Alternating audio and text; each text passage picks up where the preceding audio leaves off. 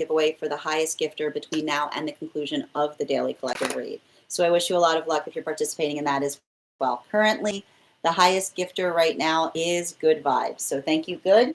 That said, we are going to get started. And if you guys could do me a favor and share this live, I would appreciate it. Make sure anybody who would like to catch this reading live is here to receive it. Just bear with me one moment. And if you want to get on the list for today for a reading, as I mentioned, the list is open. You will be the second person read for today. And I will also stress, I am keeping the list rather short today. So if you'd like to get on the list, please do so sooner rather than later if you'd like to retain that spot. Thank you, Dada, for sharing the live. I always appreciate when you guys share the live. Thank you, Ella, for reposting. Yes, Bridget, I see you, dear. 15th, thank you. Let me just confirm. One moment, please. Going back. I see you.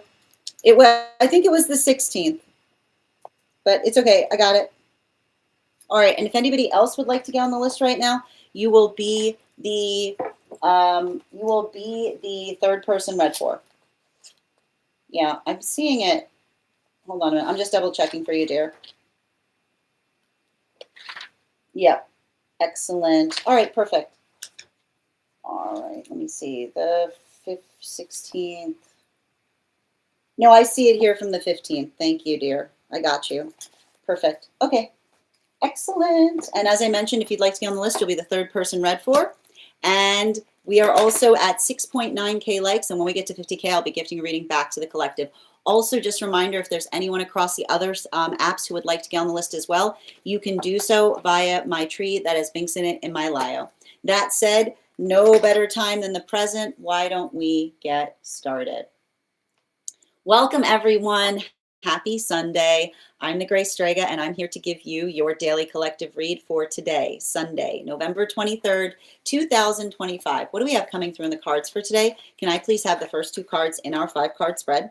First two cards we are starting our day off with today are the Two of Swords in its reversal in combination with our Justice card in its upright. So let's talk a little bit about continuing through this eclipse, through this retrograde cycle. I know it feels really, really energetically heavy.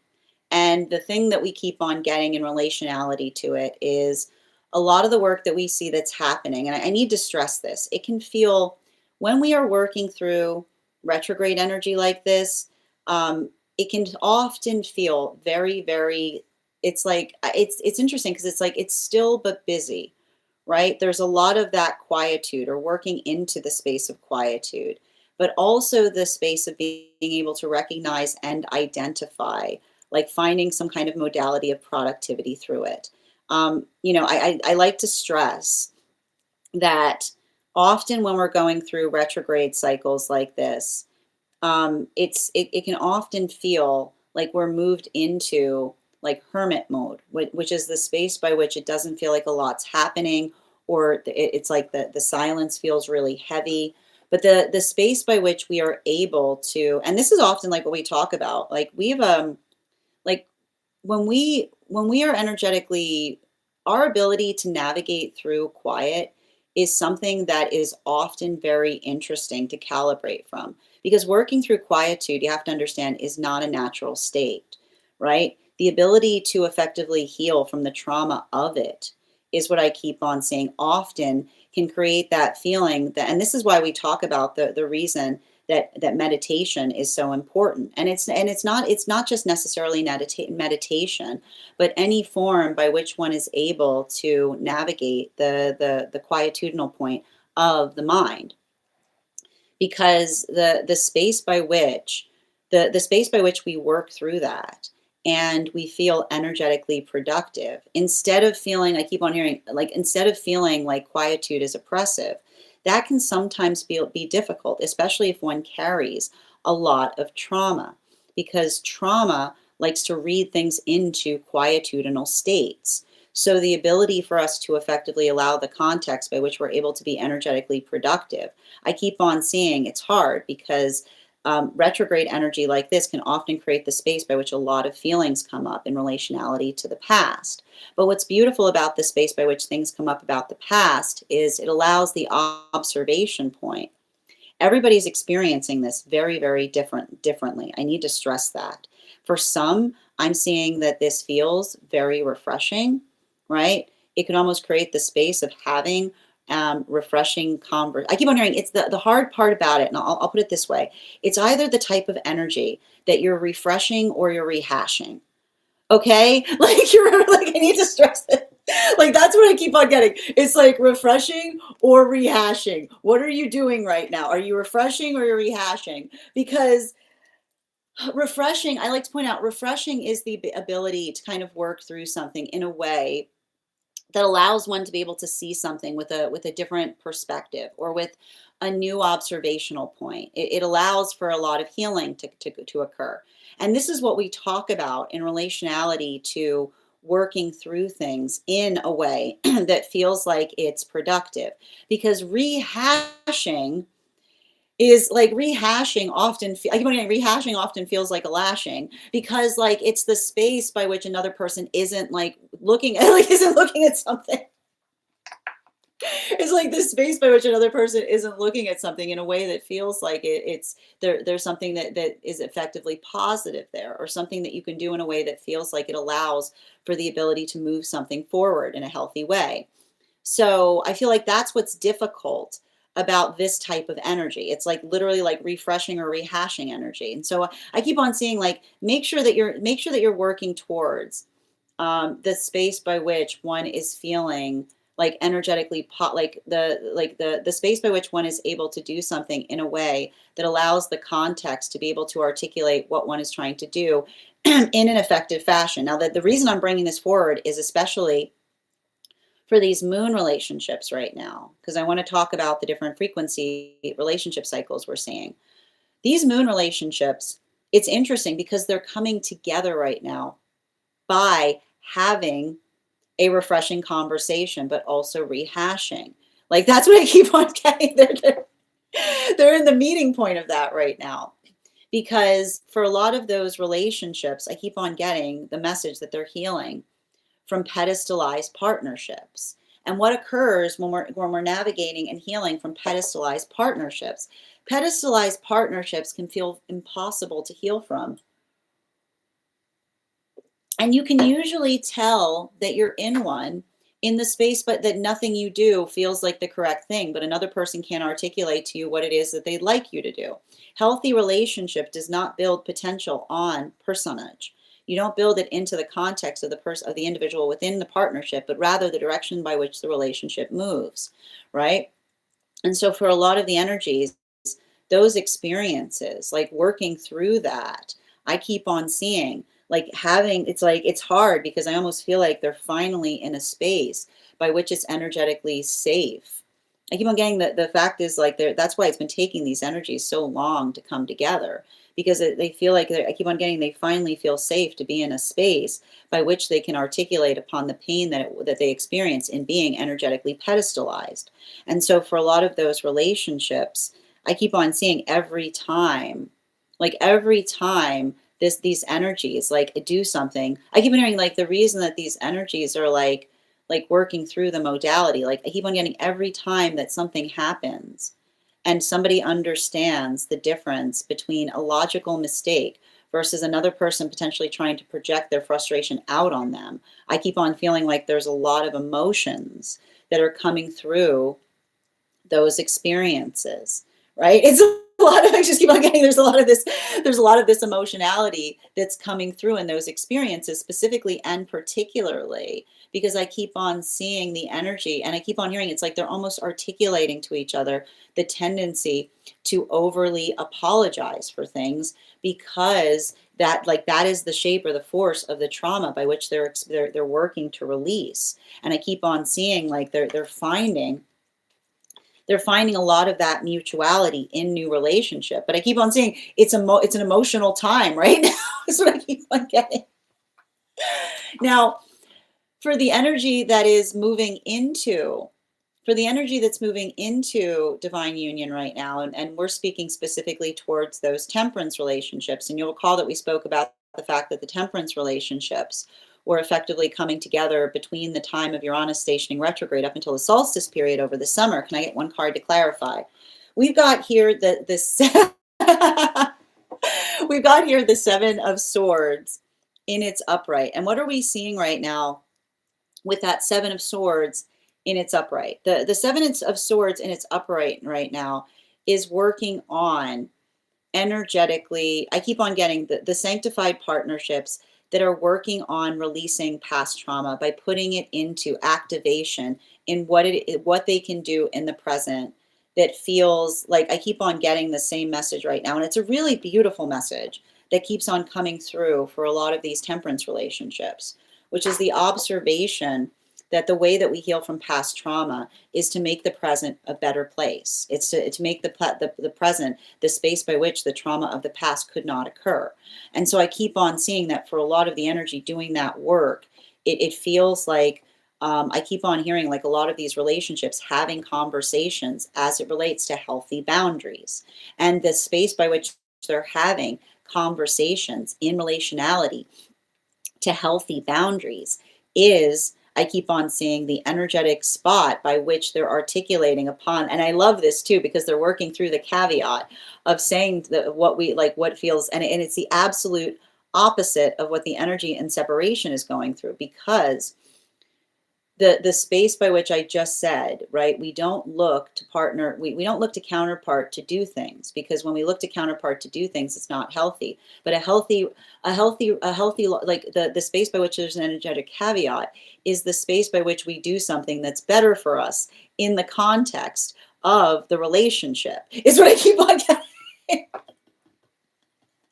This is the caveat is when we do something in relationship that we know is to the energetic betterment of the self. And we and I see that, and this is what's happening in those relationships. They know, like they're doing something in a way that they know it is the energetic right thing to do. The indulgence point. Remember when I said like the space by which they said it would feel very good to do something different?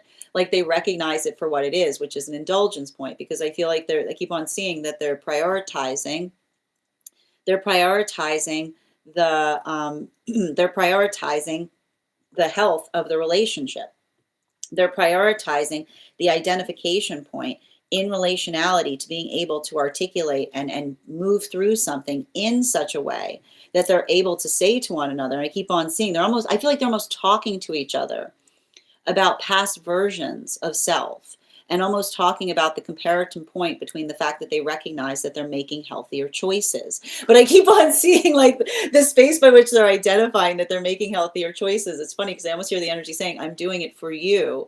But they recognize that they're not doing it for them. They're doing it for the relationship, right? It's like I see them being like, it's for us, is what I keep on hearing. But they're almost like creating a space of energetic play is what I keep on getting, the space by which they're saying.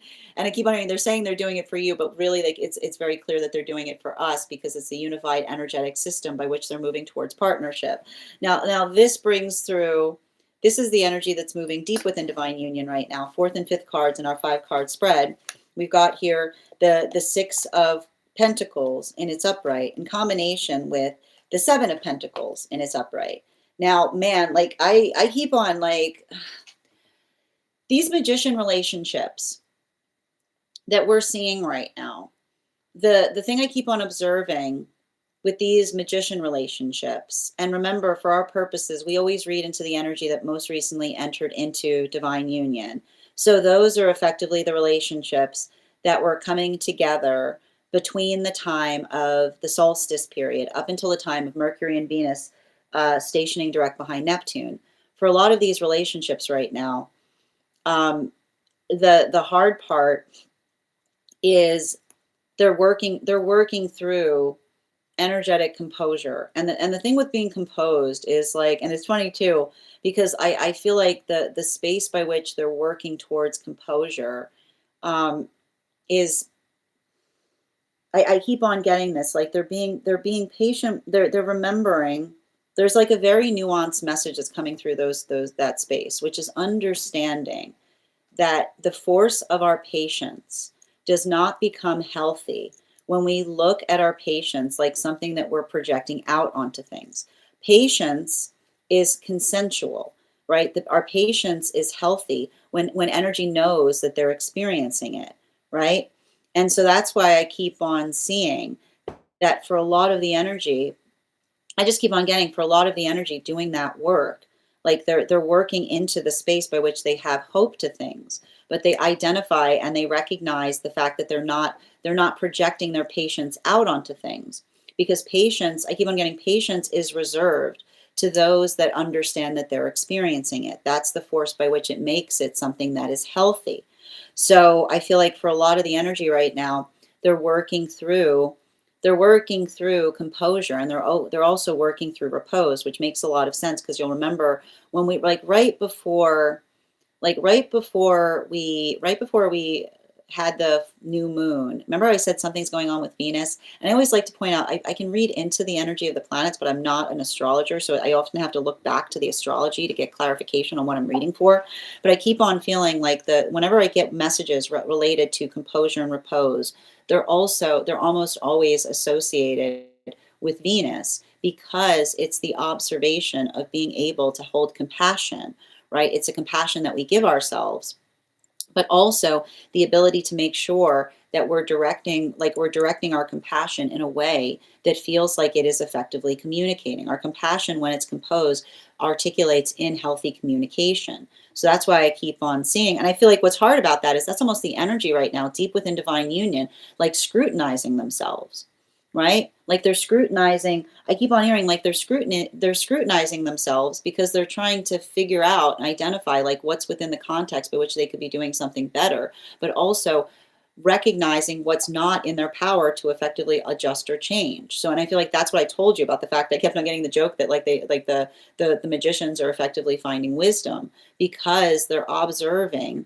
right? I keep on hearing the same message, the fact that they're leaving themselves open to a healthy conversation, but they understand that you can't chase after a healthy conversation, because when you try to chase after a healthy conversation, it becomes an uncomfortable confrontation. This brings us back to the energy that's it's funny too, because I keep on saying separation, but it feels like the word separation feels almost incongruous to the energy that we're effectively working through right now. The energy's not in separation. The energy's in solitude, right? Because separation, I keep on getting, and I feel like this is the conversation that they're having with each other right now. Separation indicates that they're looking at relationship to fill something. And I keep on seeing the energy saying, like almost working towards the space of understanding that the healthy way to enter into relationship is based upon the mutual fulfillment point. And that's what I keep on, I feel like that is effectively like what I keep on seeing is like, I feel like I keep on getting, these are the conversations with the relationships in separation, talking about the fact that relationship itself shouldn't feel like it's gap filler, is what I keep on getting, right? Like this is the energy I keep on seeing, like there's a lot of that space by which the energy, I keep on hearing like the energy is almost apologizing for the amount of time that it's taking to move towards one another, because I keep on seeing that for a lot of the energy, they're like, I feel like they're finally, like, I'm going to tell you right now, it feels like these moon relationships, I know this is going to sound nuts. It seems like these moon relationships are finally entering the talking phase. They're finally entering the talking phase, because like it's like I keep on seeing that for a lot, like I know like we've been like I listen, I'm also reading into this, I know we've been in this like, but this is why. It's because they've been holding so much trepidation, trying to release the trauma. I keep on hearing trying to release the trauma of past connection is what I keep on getting. The energy is like, I keep on seeing, and I almost feel like the energy saying like, you have to forgive me because there was a space by which nothing I said was the correct thing. So they're finally, like, I feel like they're finally learning how to speak again, is what I keep on hearing. They're like literally like, oh my goodness. Oh geez. I'm sorry. I'm just reading into these moon relationships. It's whew, that's a lot of, and that's what I keep on like, they're finally in the space by which they're And I almost feel like it's like I keep on seeing it's almost like the space by which they're like I keep on hearing they're like even like they're apologizing for over apologizing, but they're also giving the context by which they're like this is what I mean about them giving context in relationality to something that they experienced in the past. Now, continuing to get clarification between the Justice card and the seven of the seven of swords and it's upright. Can I get one card to clarify? Yeah, we've got the Hermit card in its upright. I'm not surprised to see it too. Like, and I gotta point out the thing that's funny about this is when I'm reading, like the two cards that never like to come out of my own spreads are like the Queen of Swords and the Hermit card. Like they just it's like they don't come out much. But we've got the Hermit card here because the thing is, and I need to describe this, like when we're going through retrograde periods like this, it can feel like a lot of hermit energy coming through. And the thing with like the thing that we work through whenever we're seeing the Hermit card is it's working through the space by which we identify and recognize. And honestly, this is often a card that I associate with Uranus, which makes sense because given the fact that Uranus has been moving back into to Taurus, but like the space by which we are energetically um, the space by which we are energetically comfortable with our own progress is what I keep on seeing. And that's what I like about, I like to point this out. And it's funny that this card came out as I was reading for the temperance relationships, because the temperance relationships are recognizing right now something that would feel very indulgent for a past version of self to navigate is what I keep on seeing. For a lot of these relationships, working through something. And I just want to show you these two cards and like look at these two cards together, because you have to take the cards in context of what's beside them. So we've got like a lot of this, we've got a lot of the Hermit energy in temperance, like talking to each other. And I think it's funny because I keep on seeing the energy that is I keep on hearing they're not going back to a past version of self, but they're finding a lot of enjoyment in articulating to counterpart with exquisite detail what a past version of self would have done in a present like in a present situation is what I keep on getting. They're regaling each other, right? They're regaling each other with the story is what I keep on hearing of what a past version of self would have done in relationality to navigating through something is what I keep on seeing. But that's why I feel like that's like that. But even in the space by which they're doing that, they're articulating in terms of how far they've come is what I keep on hearing.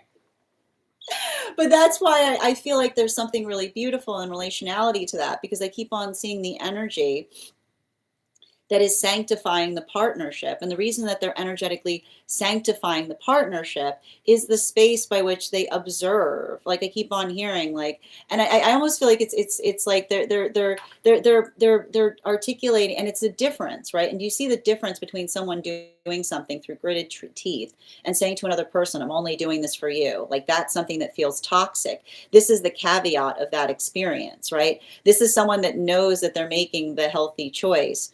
But then I keep on hearing like they're articulating almost playfully to another upon the fact that a past version of self would be navigating something very differently, right? So there's something very it's harmonious because they're conversations on the fact that they're prioritizing energetic harmony, right? Now this brings us to the energy that is deep within divine union, those magician relationships, clarification between the Seven of Swords and its upright in combination with the Six of Pentacles and its upright. One card, please. Thank you. We've got here the Page of Swords in its reversal. So the Page of Swords in its reversal, you know, and this is what's like the thing about it. I just gotta I gotta walk you through this. When it comes to, and this is what we mean in relationality to building upon the observational point of the past. And I keep on seeing the ability to energetically observe the past allows us I keep on hearing, it allows us the modality and experience to be able to energetically articulate upon, or I keep on seeing, to effectively identify and recognize how we are, like, I keep on getting this, that like everything about the energy right now, deep within divine union, is working towards the fact that they recognize that they are energetically composed. Because I keep on seeing they're happy to have a conversation, but they're not chasing after it, right? It's the same, and it's hard too, because I keep on seeing that for a lot of the energy potentially facilitating or doing that work, I keep on getting it. It's like the observation in relationality to being able to articulate upon that. And even in the space by which they're potentially building with counterpart, the hard thing about it is I just keep on seeing that they're almost like, I keep on hearing they're going through a pathwork of scrutinizing the self, because, and I keep on getting like the scrutiny, the scrutiny of the self can often feel like it's energetically healthy, because the space by which they're scrutinizing something is the space by which I can almost see the fact that they're trying to put some kind of effort towards something, and they're building into the context of another's reassurance in recognizing in terms of another person, almost articulating to them and saying, I don't think you've missed anything there, right? Like I keep on seeing that for a lot of the energy doing that work, it's hard, because, and I keep on seeing, like, that's the thing, like that's the thing with these retrograde periods, they can do a number on our confidence, right?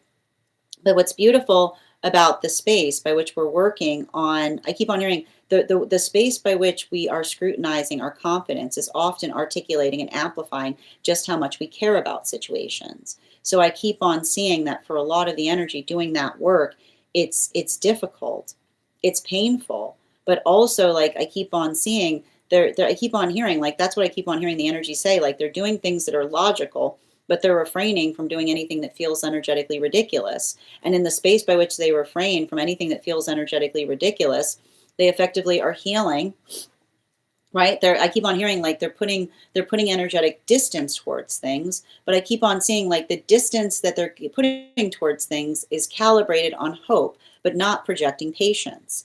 Now, continuing to get clarification between our 6 of Pentacles in its upright and our 7 of Pentacles in its upright.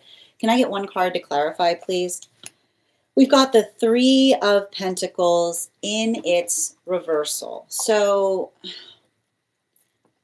let's talk a little bit about the 3 of Pentacles in its reversal. It's really nice to see for moon relationships, because the space that we understand and we see what the moon relationships are working upon, I keep on getting that there is a power or a force of energetic observation towards, I keep on getting the space by which we articulate and we work to understand something from a point of clarity. And what's happening with a lot of those new relationships is I almost feel like this is the energy that's like, and I keep on hearing there's almost something about these moon relationships right now hitting the apex of the retrograde actually feels like a good thing, is what I keep on getting, because I feel like the space by which we hit the apex of a retrograde can often create the context by which we can reflect upon things. And I'm not surprised to see the fact that a lot of the energy working through those moon lessons is building upon the conversation built upon healthy reflection, right? We work towards healthy reflection because the observation or the space by which we identify and articulate upon that, it feels fortifying and it feels sustaining. And that's why I keep on seeing that for a lot of the energy doing this work, the space by which they're identifying each other is they're identifying the fact that when things happen, they reflect upon them, right? It's like they reflect upon them. They're having conversations based upon and built upon those reflections. But I keep on hearing it's a healthy space for reflection when we're not projecting, Because when we have a healthy space for reflection upon which by which we're not projecting, it creates the observation of being able to ascertain and identify what it is that they're trying to achieve in partnership. And so I keep on seeing that, and I keep on hearing like the conversation that they're having upon that is the fact that it needs to be a unified vision, is what I keep on getting. It's like they're having conversations upon unified visions, and the space by which you're having conversation upon unified visions is, I keep on hearing, and this is what I mean, like I am trying to like unravel like what was happening in some of those past experiences by which they're healing from. In healthy partnership, we don't look to each other for directions. We articulate upon what that direction is, right? We articulate and build upon it together. So there's a lot of that space by which I keep on getting. It's the amplification that they're building into right now in sharing their vision with each other. And I keep on hearing like the space by which it was taking time to effectively articulate it. I keep on seeing I keep on getting that's a lot of the energy that is working upon healing from circumstances or situations by way and by which another person, right? I keep on getting like the pedestalized partnership that was often creating the space by which it felt like nothing they could, and this is why we can't get anywhere when someone is constantly projecting upon us, because when someone's constantly projecting upon us, there's no room to allow for an energetic vision to occur, because it's the space by which another person is constantly almost forcing one to recalibrate. So I keep on seeing that for a lot of the energy right now, like that observational point, like being able to articulate that, I feel like that in itself feels like it's a breakthrough, because I keep on getting the energy is building into the context by which they're feeling that. I keep on hearing like the space by which it feels good to talk about something is the space by which they're able to allow the context of something to energetically flourish. So it's like it's a lot of that type of energy that we're seeing here on the other side of this new moon cycle that we just experienced. Now continuing to get clarification between the Five of Cups in its reversal and the Hermit card in its upright.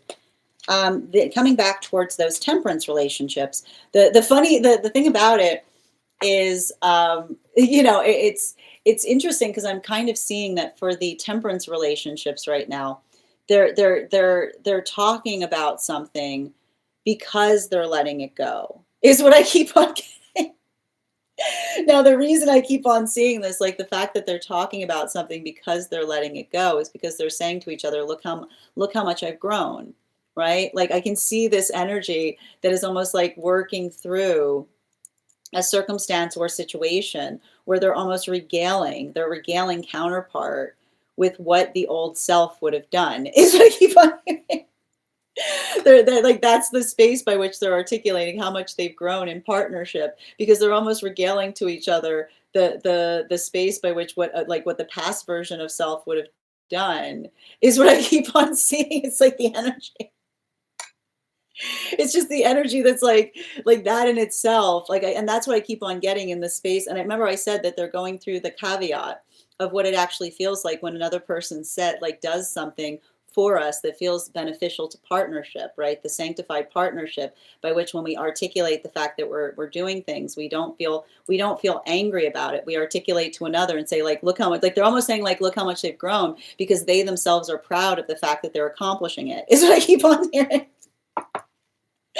Continuing to get clarification between our Hermit card in its upright in combination with the Page of Swords in its reversal. One card to clarify, please. We've got here the Seven of Cups in its reversal. So speaking towards the Seven of Cups in its reversal, and this is interesting too, because we've got, hold on a minute, we've got three different sevens in today's read, and that's intriguing because the space, the thing that we keep on, the thing with like a lot of sevens, and I think that it's important towards like the thing that's important towards these sevens is the space by which we identify, and we're coming back towards the energy that's deep within divine union right now, or those are those magician relationships.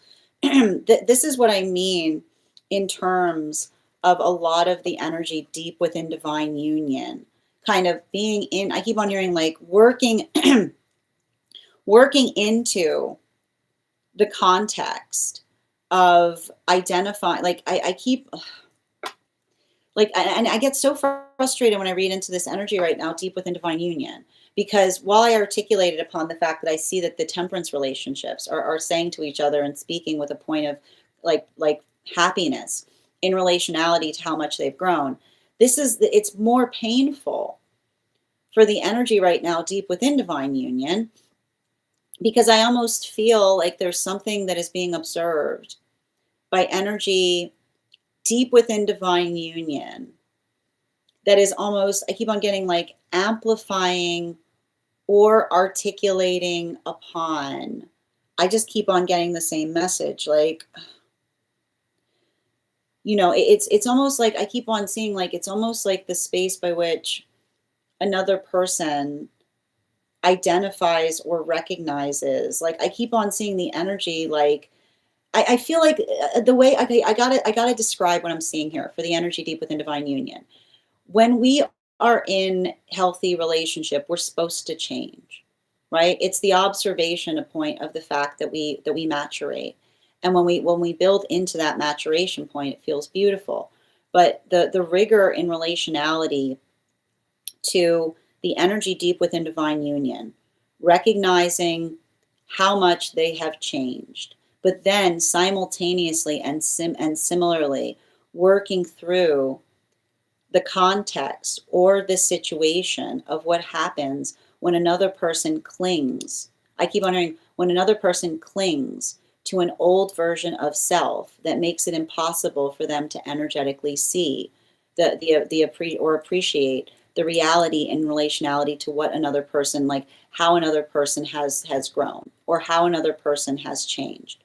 So everything I keep on seeing in those modalities or experiences, it feels like I keep on seeing, like, I feel like the energy it's beautiful because the energy almost is articulating upon the fact that they're in that point of composure, because I almost feel like they're almost articulating to their counterpart the conversation that they would love to have with another person, right? They're having the conversation on what they wish they could, the conversation they wish they could have, but then hoping, I keep wondering, like, hoping the day comes that another person is ready to energetically meet them in the observation of being able to have, like, I keep on seeing the energy being like, and that's why I keep on seeing, it's like they're almost like they're working through that release by having those conversations with each other, right? It's like I keep on getting it. It's like it's painful, but I keep on hearing they're getting a lot of that mutual reassurance and relationality to those contexts.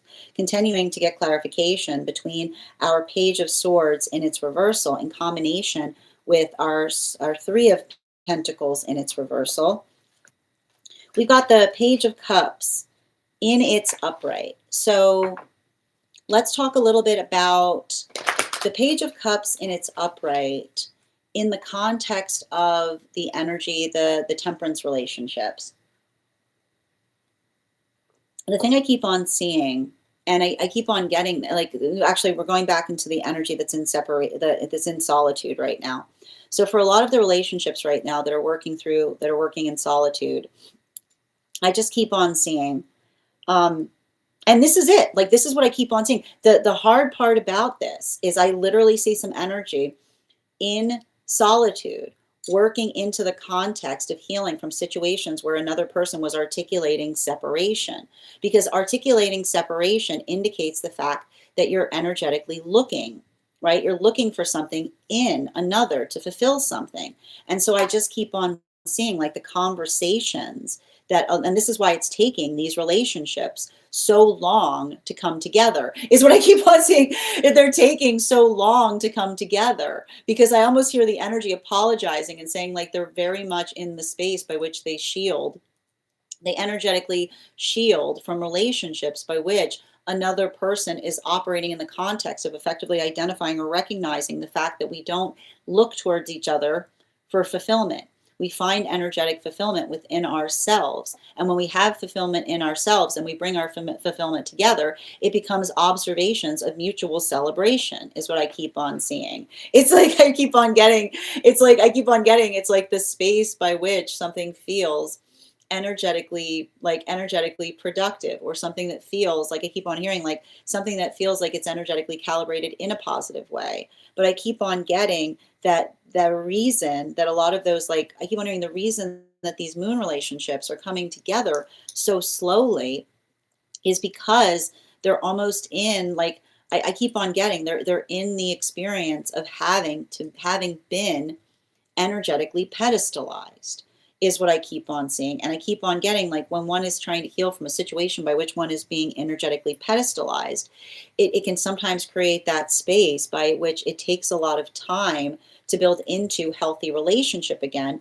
because I almost see the space by which another person is learning, like they're relearning to how the, like, what it feels like to be in a relationship by which it feels like they can speak freely without there being some kind of form of energetic consequence, is what I keep on getting. Like, there's a lot of that. I just keep on getting, like, this is what I mean in terms of the relationships or working through something in that way. I just keep on seeing that these relationships, it's like it's like I feel like these are the energies that are like learning how to breathe again. You know what I mean? Like, that's what I mean in relationality to this. Now, continuing to get clarification between our Six of Swords in combination with our Seven of Cups in its reversal. Can I get one card to clarify?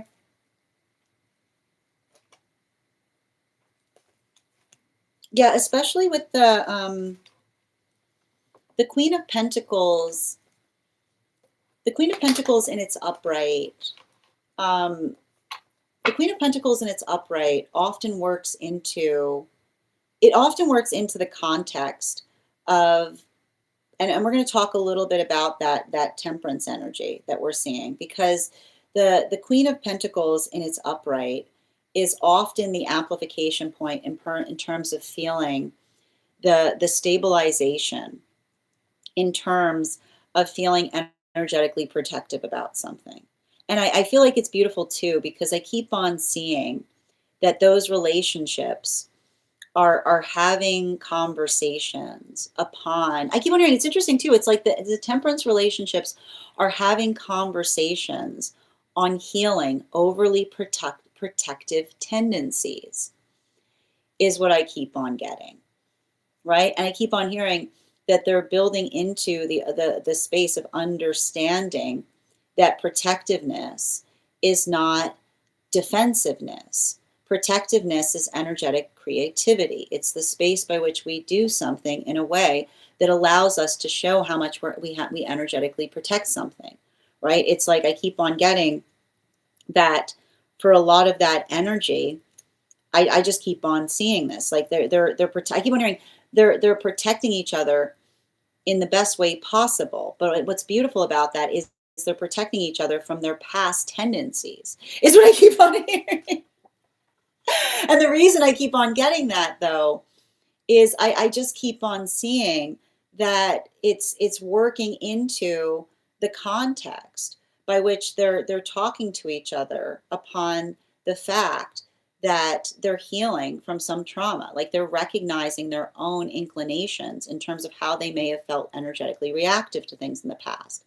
But I keep on seeing, like, the space by which they amplify or articulate, and I like to point this out, it's like they're almost like they're amplifying to each other the lack of perfection, right, of the past version of self. And they're almost like, I keep on seeing, they're referring back to it, even in the context by which they're showing each other, in the space by which they articulate upon what a past version of self would have done, is the amplification in terms of how much they themselves have changed, or what it is that they're working upon in a better way.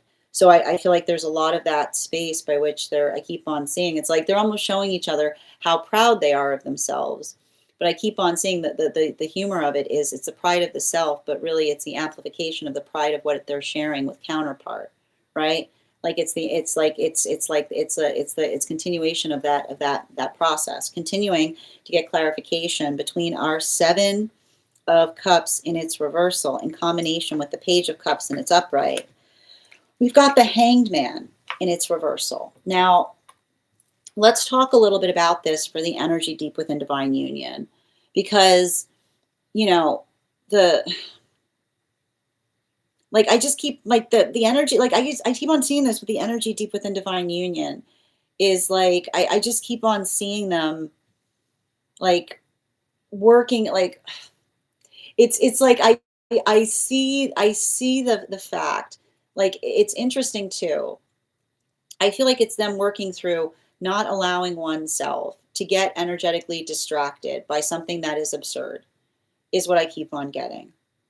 And I feel like the space by which we recognize that, I just keep on seeing that for a lot of that energy, the space by which we work to, and I keep on getting this with these magician relationships, working through another person's unresolved feelings is not our responsibility. And this is why I keep on hearing that this is what's happening in those, and this is why I keep on seeing them kind of working through a modality of composure, because it's continuation of what's been coming through a lot in relationality to healing the space of our emotions.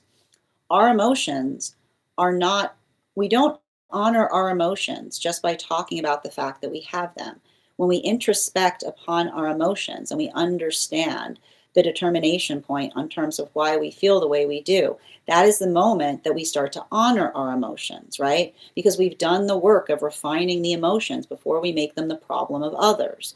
Often, when someone is energetically projecting, they just articulate the fact that they have emotions for a reason or cause to energetically do something. And this is why we always say we never work in that modality. There's nothing more dangerous than to say that you do something because you're energetically upset. Because when all you're saying, when you say that to when you're the brain is a beautiful machine. When you tell the brain, oh, I feel upset, you're basically saying, if I'm upset, I can do anything. You're going to suddenly find yourself upset about everything. Okay, everything is going to energetically upset you because you just put that, you put that logic into the machine of the self. So that's why we do the work to energetically fortify upon our emotions. And the space by which we process through our emotions is to understand why we feel the way we feel, right? Why something articulates upon it. And that ability of doing so allows us to be able to articulate the emotions and then allow the emotions to become gifts, right? Because when we refine upon how we feel, right? And then we say to another person, I feel like this, but guess what? Here's the fix to it. We become like each other's salvation. Okay, it becomes very easy, right? But when we're not in a good place, we often just go around handing people emotions and being like, I feel like this. What are you going to do about it? Right? And that is the shape of trauma, right? That is literally the shape of trauma where we take the things, right? We take the mechanism by which is supposed to allow for the introspection, but instead we try to offload it upon others. That's where it becomes something that it doesn't become productive. We can't do anything with them, right? It just becomes, and then we waste all of this bandwidth trying to deal with each other's emotions instead of doing the work to fortify the emotions that allow us to be able to operate in a space by which we can do things more effectively. So I keep on seeing that for a lot of the energy doing this, that modality or that experience, having productive conversations in the realm of the emotions, I almost see the energy that's doing the legwork, right? It's the energy doing the legwork, within the self to articulate upon what it is that they could be doing more effectively. But then even in the space by which they do it, I feel like the fact that they have that energetic support around them, it's amplifying and showing them exactly, I keep on seeing, they recognize their own force of composure that's allowing them to do something more effectively. Final card for today's spread between the Queen of Pentacles and the Hangman is the High Priestess in its reversal. And here's the thing about it. I don't feel negative when we see the High Priestess in its reversal. Because the thing you need to recognize and identify is the force of intention by which we are able to navigate or effectively articulate upon the projections that others have about us versus who we find ourselves to be. As I mentioned, there's a lot of energetic healing that's happening right now in the context of pedestalization, right? This is why pedestalization is so negative or detrimental, because when we're building into healthy relationships, we don't look to each other for salvation. We look towards what it is that we can do together, right? We look towards the direction of something that allows the concept by which something can get done. So I keep on seeing that for a lot of the energy doing that work, having those modalities or experiences, or potentially even articulating upon the frustration point that often arrives in the space. And I keep on hearing, like, this is how we heal from the false premise of blame, right? Because it's the space by which, when we're projecting, we try to articulate upon things, and the space by which we try to push it upon others, right? And the space by which we do that, it allows for the observation in terms of what it is that we're trying to do more effectively to get something done. So I feel like there's something really significant and valuable and I kept on saying, like, don't let, like, this retrograde energy can be absolutely beautiful in the space of finding constructive, creative ways of overcoming things, right? But I guarantee you right now, if you spend this entire retrograde feeling like working through frustration, I guarantee you're just going to find more frustration. You go around looking for frustration, you'll find frustration everywhere. When we recognize that everybody is feeling energetically frustrated, now we're energetically getting somewhere, right? You're not the only person. I keep on getting, don't get upset, because, and that's the hard part about it. With this type of retrograde, we've got Chiron and Eris almost directly on top of each other, which often can be the moment something coincidental feels very directed to the self. But I keep on seeing, allow for the space by which one is able to identify and recognize how one is able to do something more effectively to be the breakthrough in terms of how to get things done. Bottom of the deck on this reading, especially with the page of Pentacles, bottom of the deck, right?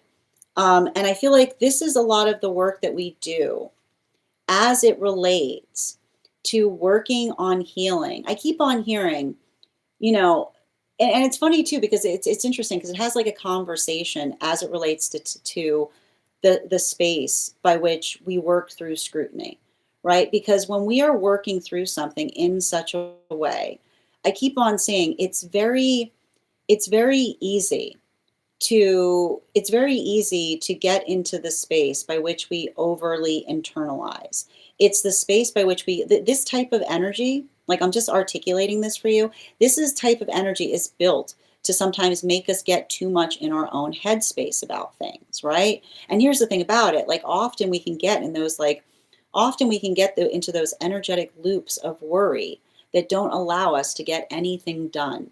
So if you're feeling like that in this retrograde period, allow one sense of energetic purpose to help you move through it, right? Focus on your purpose.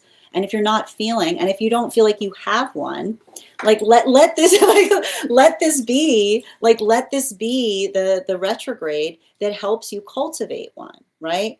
Because often, and I feel like that's the hard part with retrograde energy like this, like working through the nonsense of the self. The nonsense is always there. The purpose energetically guides us.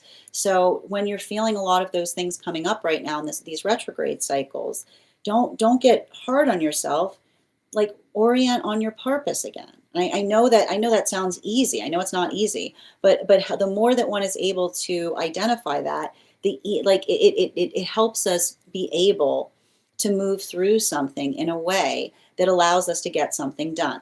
That is where we find that is our daily collective read for today. I want to thank you guys so much for being here and experiencing it. Just a reminder, if you'd like to book a private reading with me, it is a 2-step process. You have to book the reading, you have to pay for the reading. Please make sure you do both if you'd like to have that reading. Most importantly, please remember that I will never, ever, ever, ever, ever, ever, ever, ever, ever, ever, ever reach out to you for a private reading. I will never DM you. I will never PM you. I will never slide into your inbox and tell you I have a very important message that only I can deliver. The only way you can book a reading with me is if you book one on my site, so I encourage you to do it there. A couple of updates before we move into personal readings today. First and foremost, thank you to everybody who attended our Sun class that we had earlier this week. If you'd like to find that class, it is now available on our subscriber-only Disco channel. It's available on the Stack for our subscribers. If you'd like to become a part of that tarot class program, you can do so. Our next class it's a great time to join because our next class will be next month, December 18th, I believe, on a Thursday at 6 p.m. PST, 9 p.m. Eastern. We will be focusing our studies in the tarot on the Judgment card. And if you'd like to become a part of that tarot class, your subscription gives you access. Your monthly subscription will give you access to over 9 hours worth of material in the Tarot Church Library Class Archive. You'll also have access to a one-on-one chat with me and the other students to ask any questions you may have in relation to anything we've learned and studied thus far. And if you become a founding member to my stack, not only will you receive a discount on the whole year's worth of readings, you'll also be able to have an access to over 20 hours worth of material in the Tarot Church Library Class Archive. You'll also have access to a complimentary one-on-one mentorship class with me and the other students to ask any questions that you may have in relation to anything we have learned and studied thus far. One of the things I've tried to do in these classes is make them accessible to the absolute novice tarot reader as well as the seasoned reader. There's definitely something there for everyone. Don't let your lack of experience or your robust experience prevent you from joining us in these classes. And even if you don't become a subscriber to my stack, I would encourage you to follow me there to stay up to date on any new offerings or services. I also post my weekly newsletter there, which will let you know about my in-person events as well as my online live schedule. You'll also have access to my Mystic meditation articles, which give you updates on what we've been seeing energetically in article form bi-monthly. One of the things I also want to let you guys know that on top of I also want to invite you guys to a new retreat that is now available that I am going to be hosting, that is going to be an exploration of tarot in Italy. We're going to kind of do a lot of investigation in terms of why. We don't know the origin of the cards, but we do know that Italy is where the cards found a home. And so we're going to be doing a lot of investigation as to the context by where we found the cards, understanding the mytho-symbolism of the cards through the context of the landscape that we've discovered the cards within. If you would like to become a part of that retreat as well, you can simply head over to my tree that has binks in it in my bio. You'll find all of the information there. I also want to let you guys know that on top of my standard life path readings, I also offer mentorship classes. These are for any of my students that are seeking more personalized educational experience with me. I take a very limited number of students for this reason, as those classes are focused on each individual's personal spiritual goals and journey work. Those classes can be purchased on an individual level or as a monthly class series, weekly or bi-weekly as your schedule permits. Also for my students seeking more consistent weekly tarot support, I'm very happy to offer weekly tarot insight packages. That is a package of 4 30-minute readings, again, weekly or bi-weekly as your schedule permits so that you can stay more consistent on your personal journey. I'm also very happy to now offer dream interpretation readings, which you can purchase per dream or as a series. If you purchase the series, I would encourage you to start to keep a dream journal, as we will meet weekly or bi-weekly with that journal and utilize the tarot to understand the key themes and messages coming towards you in the dream space. I want to thank you guys so much for being here today and sharing in these messages, and we will do this again tomorrow. That is our daily collective read. We are going to get started on personal readings. Congratulations to Good Vibes. You got our highest gifter today. And thank you so much to Kath. You will be second on the list. If anybody, you will have an additional card in your 1-card readings. If anybody else wants to get on the list right now, you will be the 6th person read for. 3 cards for a donation of $29 or more. 4 cards for a donation of $23 or more for my subscribers, being semi-lio. Please keep in mind there are 2 things I don't read for across these apps, pregnancy and medical. Happy to give insight on anything in private readings, and you can book private readings on my site.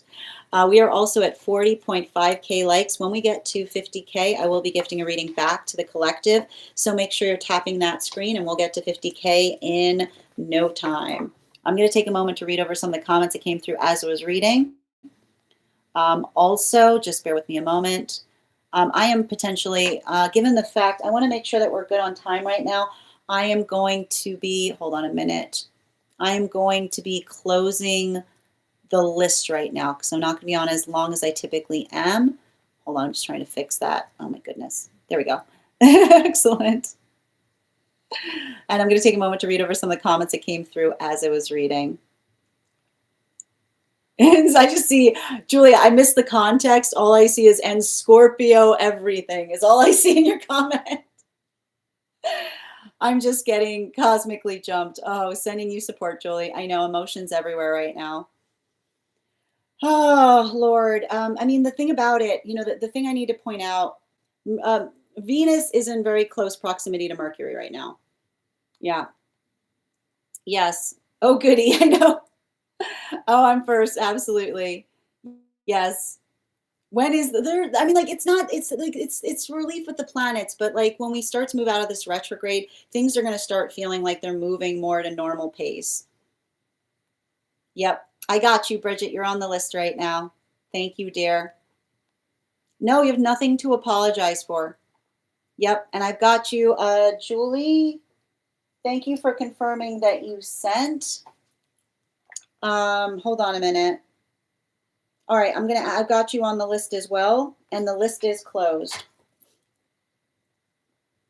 Yep. And thank you as well. So busy. I love how you just said hermit mode. It sort of sounded like mood or mode together. I mean, that's the vibe right now. Yeah, I know the silence feels heavy, especially this time of year. Exactly. But it's so we can heal our relationship to it. Yeah, that's very apropos. It took me years to feel comfortable with my own silence. And this is why this is why meditation is so hard for so many of us, right? Thank you, Dada, for sharing the live. Always appreciate when you guys share the live.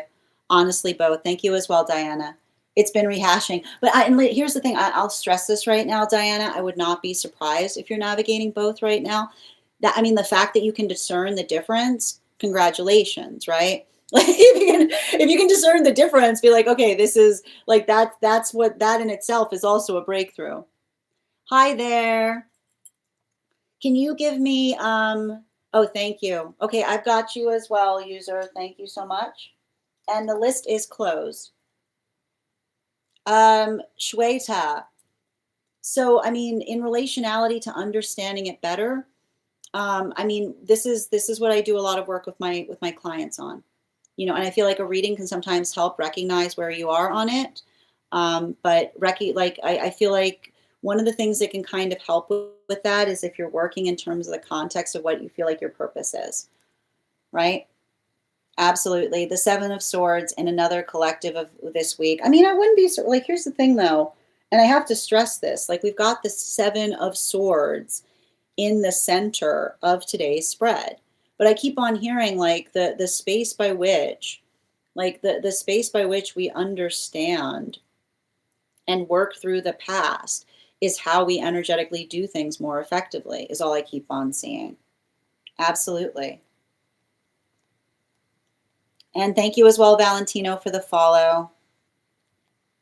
Hi there. How are you doing? Great. It's good to see you today. I got that. I got overstimulated easily too. Always have been recognizing it. The collective just finished, Alexandra, but you know where it is. It's on the usual places. This makes sense. Thank you, Colleen. All right. How you doing today, Kath? Welcome. And thank you so much, Libby, for the follow. Yes, it's interesting to observe the old self wanting to do the old way of things. But here's the thing, if you're observing it, you're already beyond it, right, Minnie? Like that's the important thing about it. How are you doing today, Victoria? And thank you as well. Hoping for that day indeed. Sending you support, Kath. Absolutely. Don't get disturbed by absurdity. Just recognize it for what it is,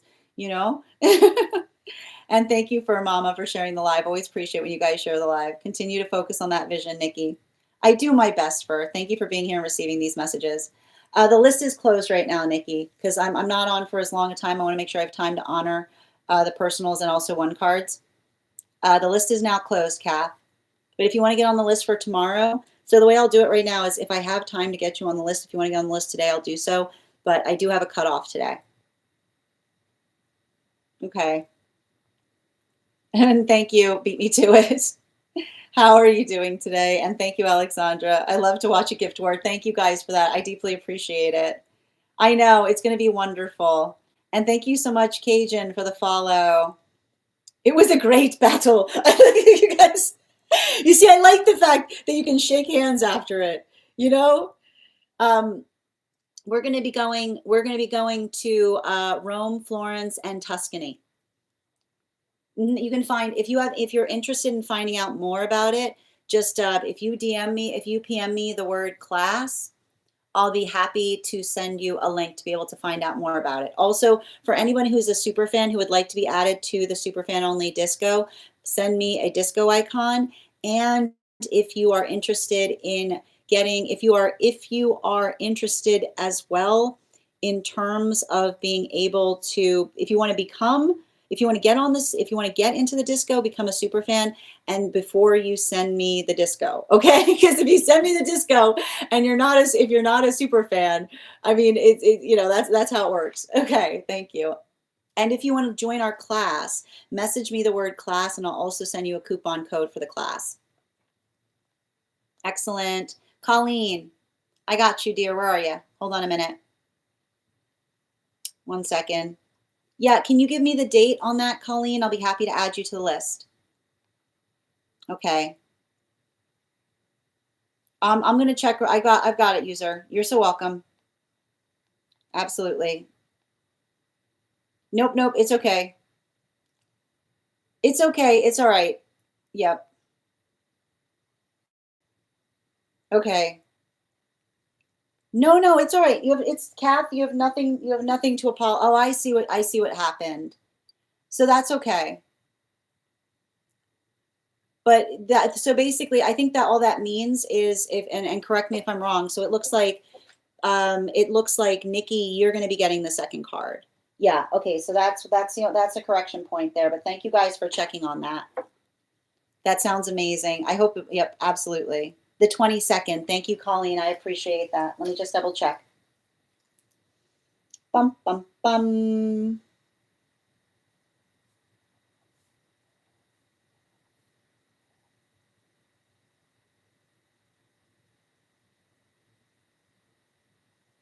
The 22nd?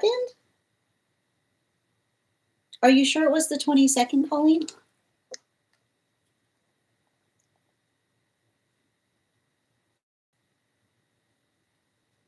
I'll double check. I just need you to send me, if you could just send me the initial on where you sent it, and we'll be good to go. Okay? All right, we're going to continue right now. The first person we are reading for. Okay. Oh, thank you. All right, thank you, dear. That helps. I recall. Yes, thank you. Okay. All right, I've added you back here, and the list is closed. All right, the first person we are reading for today is Per. Yeah, oh, it was a baby dragon. Thank you. Yep, I've got it. Okay, perfect. Let me just see here. Should be there. Yep, I've got it right here. Yep, thank you so much. You are back on the list. Okay, first person we are reading for today is going to be Per. Per, if you're here, can you respond in all caps? Let me know if you'd like a general reading. Oh, we're doing a dream? Perfect. And just a reminder to anybody joining us today, the list is now closed, but if you would like to get on the list for tomorrow, you'll be the first person read for. All right, one moment, please. Okay.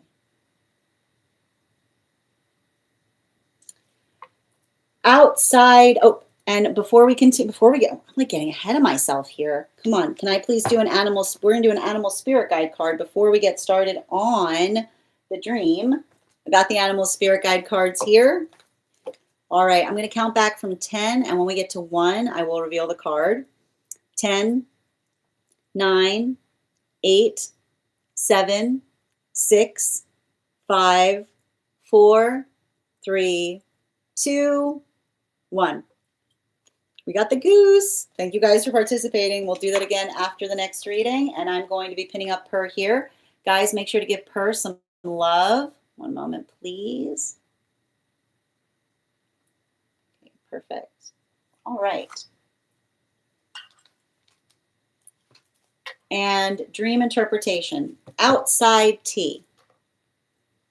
It started with a scene. I was trying to tidy up the grass around the house I lived in during my dream while chatting with friends at the same time. I could pull the strips of grass off like wallpaper and straighten them. Later, it turned out that the house, which I knew I was only living in temporarily, would be rented out to other people. The next occupant was a young woman with 2 young daughters. I showed them around the house and felt a bit sad that I was leaving, but it was okay. One of the daughters had an accident without noticing it. I saw, but I didn't say anything. Then, suddenly, I found myself in a kind of outer space. It felt like an intimate space, but it was open and dark, not scary. A man appeared in that space. I only saw their face. They looked almost almost overly masculine, with all the masculine features enlarged. They came towards me, almost aggressively fast, and pressed their cheek against mine. They made a deep dip with me, like in dancing when you've leaned backwards while being held by the lower back. It felt exciting, and they whispered about trust in my ear, and that was it. I woke up still hanging in the dip. I kind of understand I need to heal my relationship to masculine energy, but I would really appreciate to know the connection between the scenes. Interesting. Okay, great. Can I please get 4 cards, highest priority messages, please? And thank you for being 3 more, please. Thank you.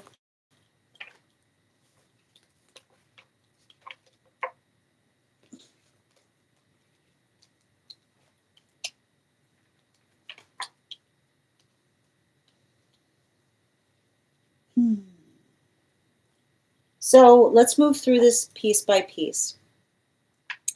You said that we began the dream with a scene where you were trying to tidy up the grass around the house that you lived in during your dream while chatting with friends at the same time. And what's interesting is the way you describe this, because you said you could pull the strips of grass off like wallpaper and straighten them, which is very intriguing from the space of the dream. And you said later it turned out that the house, which I knew I was only living in temporarily, would be rented out to other people. The next occupant was a woman with 2 young daughters, and I showed them around the house, and you felt a little bit sad, but it was okay. We're seeing again the space by which the past self is making room for the new one to grow. And the interesting thing about that is the fact that you're observing, because whenever we see the landscape of a house, it's often a reflection of the mansion of the self. Now, what's interesting about that is, what were you doing? What were you doing outside of the house of the self when you identified you were chatting with friends? You said you could pull the strips of grass off like wallpaper and straighten them, because this is often dealing with the space of the autonomy that we find when we're working in solitude, right? You don't need to check with anyone about what you're doing, right?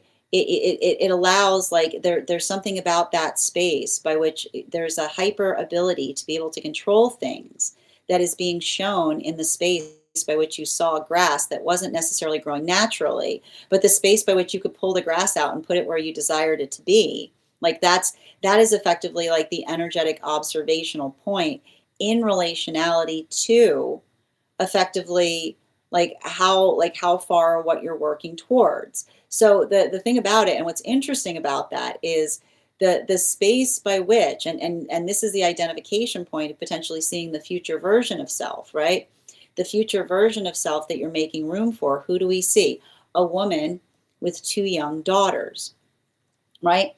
When you have the space by which a woman with 2 young daughters comes in, it's observing that when you move towards that, you relinquish the ability to effectively be able to pull up the strips of grass like wallpaper and straighten them, because it's the observation that it's working into the context of others. It's working through the context of, like, having to pick up for others. So it's interesting because this is almost I wouldn't be surprised if you're building into the space by which you're thinking about growing a family, right? Or something about the understanding or recognition of the possibility of a family that's growing in the context of coming into a relationship. Because the conversation that we see in the difference between the ability to effectively put the grass or the grass outside like wallpaper and straighten it wherever you desire, like the space by which you can't necessarily do that anymore. So what's interesting is the dream itself is almost the space by which you're letting go, like you're letting go of the concept of autonomy connected to control, is what we keep on seeing, right? It's like you're working to, and I wouldn't be surprised right now if you're working upon warrior lessons, or worrying, like not worrying so much upon things that don't feel like they're significant. Because I keep on seeing, the more that you stop worrying so much about things that don't feel significant, the more that you potentially allow the amplification of, like I feel like it's almost like you're healing for the higher self, that's going to allow for more energy, like within, like around them. This brings us to, and this is important because we see this also amplified in the fact that you said when you turned out that the house, which you knew you were only living with temporarily, when you said that one of those individuals had an accident, and you noticed it, and you saw, and you didn't say anything, that's because you are energetically protecting them, right? You did do something. You did do something. And this is also why we see that you're healing from your controlling tendencies, because you moved into the modality of the higher self. Like the past, like you see how the past version of self notices something wrong. And this is actually interesting too, because it has to do with the dream. Remember you had the dream of your friend who effectively criticized you, and you got upset by it. So this is the amplification or the return back to that dream that you articulated to me previously. Because the space, and this is the important thing about it, right? The space by which you didn't want another person to feel energetically embarrassed, right? The space by which you made the observation, but then you didn't say anything. You were referring back to the memory of the past dream in relationality to articulating upon something and the way that it made you feel. So this is you effectively, again, you're embodying the energy, working towards the protectiveness, like working through energetic protectiveness that allows the context by which you're starting to effectively understand what it feels when you're fostering or you're amplifying the care towards others, right? So there's a lot of that observation that we potentially see that's happening there, because I keep on hearing you are nurturing that energy's vulnerability, right? So so basically this is the guide showing you the work that you're doing. So the more that you're learning to heal from the energy of controlling things, you're learning instead to nurture vulnerability. So this is you kind of coming into that work. Now, you then described that you found, as soon as you did that, right? Where'd you find yourself? In some kind of outer space, right? Foreign territory, right? Foreign territory. And who appeared to you? Who appeared to you in that modality? Masculine energy, okay? Masculine energy appeared in that space. And then, and this is interesting too, because you said you only saw their face. Now, this is why I like doing work with clients in the dream space, because in past dreams, you couldn't see the visage of masculine energy. You said, but here's what's interesting about it. You said they almost looked overly masculine with all the masculine features enlarged. Remember how we said that you're healing, right? You're healing from an ability to want to point out, to overly pointing out flaws. So even in the space by which the fact that the masculine energy came towards you in a caricaturized way, right? The masculine energy appearing to you with a character, with a face that you know could not be real, but a face that almost feels sorry, it's a hard word to say, not um, characterized, which is the space by which you can recognize that it feels overly, like, just there's a lot of things to point out that you could like point out are flaws, right? Like it's like even in that, it's working into the space of helping you heal it, because it's the space by which I keep on getting. It's the space by which it's the same space. They came towards you almost aggressively fast. See what you're doing? Do you see what you're doing in the dream space? You're critiquing. Do you see what you're doing? You see what's happening here? You're critiquing overly fast, cheek pressed against yours, and then they made a deep dip. So everything about this is the space by which somebody is intentionally overdoing things, right? There's a lot of things that you could articulate, right? A little too fast, a little too much face, a little too deep a dip, right? But what's important about this? You said it felt exciting, right? So this is you kind of again like working through the space of recognizing and identifying, right? Because I keep on hearing when we heal from over controlling tendencies, we allow the context of being swept off our feet, right? But in a healthy way is what I keep on getting. And that's why you said it felt exciting, and they whispered something about, what did they whisper in your ear? What did they whisper in your ear? What did they whisper in your ear? Something about trusting that you couldn't completely make out. And it was there when you woke up in the dip, bottom of the deck on this reading. And here's the thing about it, right? I keep on seeing, I feel like there's something about the space of the dream that's helping you articulate upon the difference between trust and naivete, right?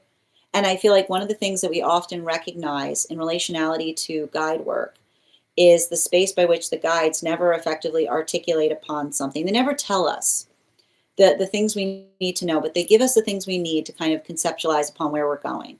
And so the thing about it is, I feel like this is you kind of working to modulate where you put your energetic concern, right? I feel like I wouldn't be surprised if you're doing some work where you're not agonizing over details so much, because that would be effectively the identification point of you looking at ideal grass being grass that you could effectively pull out and straighten like wallpaper. Grass doesn't work like that, and that's effectively the message that the guides were giving you with the symbology of the grass, which says you can't articulate the desire for something to delight or surprise you if you don't allow for some margin of error to fall into the space of trust, right? Because it has to allow the context by which something can energetically, organically happen, but not too much, right? But not too much. And that's what's interesting, even in the space by which even the space by which the masculine energy coming towards you in a way that obviously feels overblown, but even in that, like I keep wondering, even in that false visage was more of a conversation in terms of saying like, it's like the energy that says, are you ready to navigate a little bit of energetic discomfort, but not too much, in relationality to potentially pushing against something that you're working to heal from. Thank you so much for having that reading with me, right? And I feel like, again, you're basically having in the dream space someone that's trying to surprise you, but surprise you in the best way possible. I want to thank you so much for having that reading with me.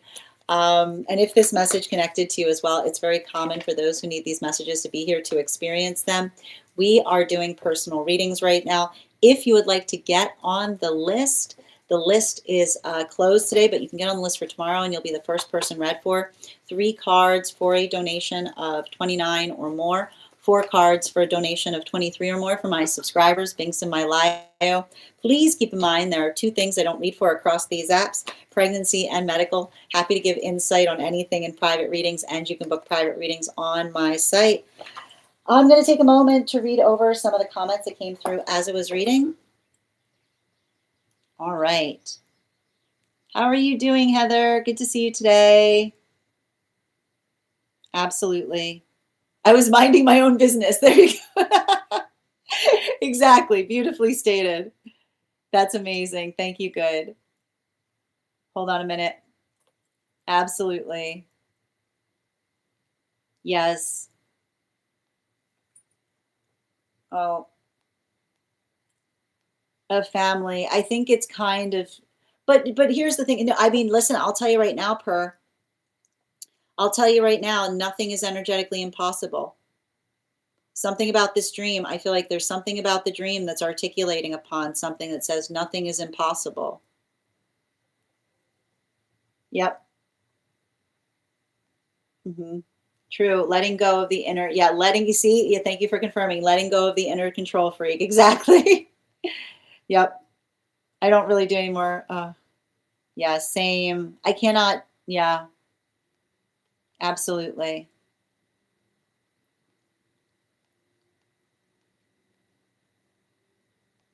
One moment. And thank you so much, Unicorn, for the follow. How are you doing today, Heather? Yeah, even in the dreams, I have a comment. But here's the thing. I feel like it's beautiful, though, because this dream is like you, and again, I think you articulated it well. You're healing your relationship to masculine energy. Again, bearing in mind this is not based upon gender, but what you feel most aligned to. By heal, like I keep on hearing, like the more you're able to heal the over controlling tendencies, the more you're giving masculine energy the ability to effectively, pleasantly surprise you, is what I keep on getting. Yep. And thank you so much for those gifts. Oh, thank you for all those, for helping me reach my crown goal, unicorns. And we got to 50K working on, but here's, I need to stress, you're not working on it. You're actively doing it. Like that's what the dream space says. According to the dream space is what I keep on hearing. Yeah, absolutely. Mm-hmm. Excellent. All right, let's continue right now. All right. And the next person on the list for today is Bridget. Bridget, if you're here, can you respond in all caps? Let me know if you'd like a general reading or if you have a specific question you'd like me to answer. And if anybody else would like to get on the list for today, the list is closed, but you can get on the list for tomorrow. Also, if you are a subscriber who would like access, oh, before we continue, we have to do our 50K giveaway. So hold on a moment. Okay. One moment, please. So before we continue, I am thinking, yeah, Kath, I've got you on the list here. I am thinking of a number right now between I'm thinking of a number right now between 1 and 38. First person I see that posts a number will get the reading. First person I see, not the first person that posts it. Sometimes I see things in a different order than you guys post them. Yep, hold on, I saw it. Stop. Nicolette, congratulations, dear. All right, we will do that again when we get to 100K. All right. And in the meantime, if you are a subscriber who would like access to our subscriber-only disco, all you need to do is PM me with a disco icon. I'll be happy to add you to the disco. If you'd like to have a discount on the class, because we just released the Sun class, you can find that. You can message me the word class. I'll be happy to send you a coupon code. And if you are interested in learning more about our tarot retreat, we're doing this August in Italy, just message me the word trip and I'll be happy to send you a link to that as well. I can also send you, I'm also providing a special coupon code, a special coupon on that trip when you message me directly upon it. All right, we're going to continue right now. Not here. No, Fur. You have to send me a message. Send me through the orange icon. So go to the orange icon and just send me a direct message through that. And after this, I will send you that link. Got it? Okay, cool. All right, let's continue right now. The next person we're reading for today is Bridget. But before we do so, we're going to do our animal spirit guide cards. I've got the animal spirit guide card here. We're going to count back from 10. And when we get to 1, I will reveal the card.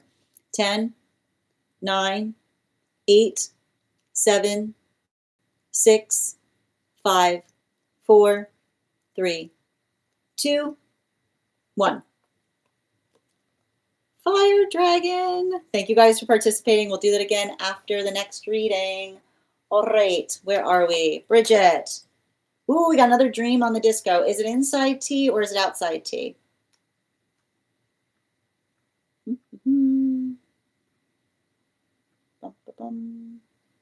I got it. Okay, perfect. All right, and I'm going to pin up Bridget here. Guys, make sure to give Bridget some love. All right. In my dream, hold on a minute. In my dream, my brother is getting married. The whole thing takes place inside what looks like a mall, crowded and strangely similar to Atlantic City, like a mall casino hybrid. My sister and I are in a room with a bunch of women and my brother. In the dream, my brother is a doctor, but he doesn't look like my brother at all. He looks like some very distinguished, polished man, the opposite of my brother in real life. He's going through a list. He's going through a list of women he might marry, but the decision isn't actually his. Someone else has chosen for him, and I'm the one who has to deliver the verdict. I also remember trying to read this list in the dream and not being able to. I tried multiple times. I take the list of names and I run across the mall to talk to the person who gets to decide. She looks exactly like my sweet second grade Catholic school teacher. I hand her the list and she scans the names and immediately says, Donna Bowling. I realize that Donna is also a doctor, the only doctor on the list, and I think the pairing makes sense. I start running back down the hall, rushing to the room where my brother is. When I get there, he's already standing with this woman, this lovely, elegant, slightly lanky woman. I pull him aside and ready to tell him, but he doesn't even need to hear it. He already knows she's the one. He double checks anyway and mentions something about her fragility, wishing she wasn't so delicate. Right on cue, her hand suddenly cramps. She gets a Charlie horse in her hand and admits, yeah, I really wish I didn't have to be this way. I make a joke because I'm curvier and I say there's nothing fragile about me. I'd be happy to share some of my curves with you. She laughs and she's so sweet. My sister and I close the door, look at each other, and agree that we really, really like her. Then we're running again back to the woman that reminds me of my second grade teacher. She's supposed to help us get dressed for the wedding. As I'm running, I catch a glimpse of myself in the store window reflection. I am already in a floor-length royal blue gown with a slit up the side and heels, but for some reason I feel like I'm supposed to be wearing a different dress than the one I have on. We finally reach the room, but now the door is closed, the lights are off, and for a moment I'm not even sure it's the right room anymore. That's all I remember. Can I please get 4 cards?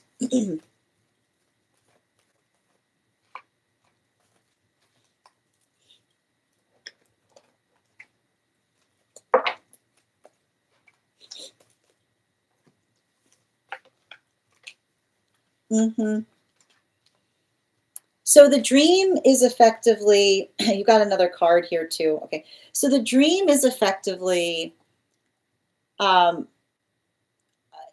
it's a recognition point in relationality to how we heal from doubting our own choices is what I keep on getting. Because and I gotta pause because like as soon as I started doing this reading, like I got a lot of like I immediately like my throat chakra started closing up. But this is a part of the reading. Is like this is part of the dream to a certain extent because I keep on seeing when we doubt ourselves, we have a tendency of doubting our choices.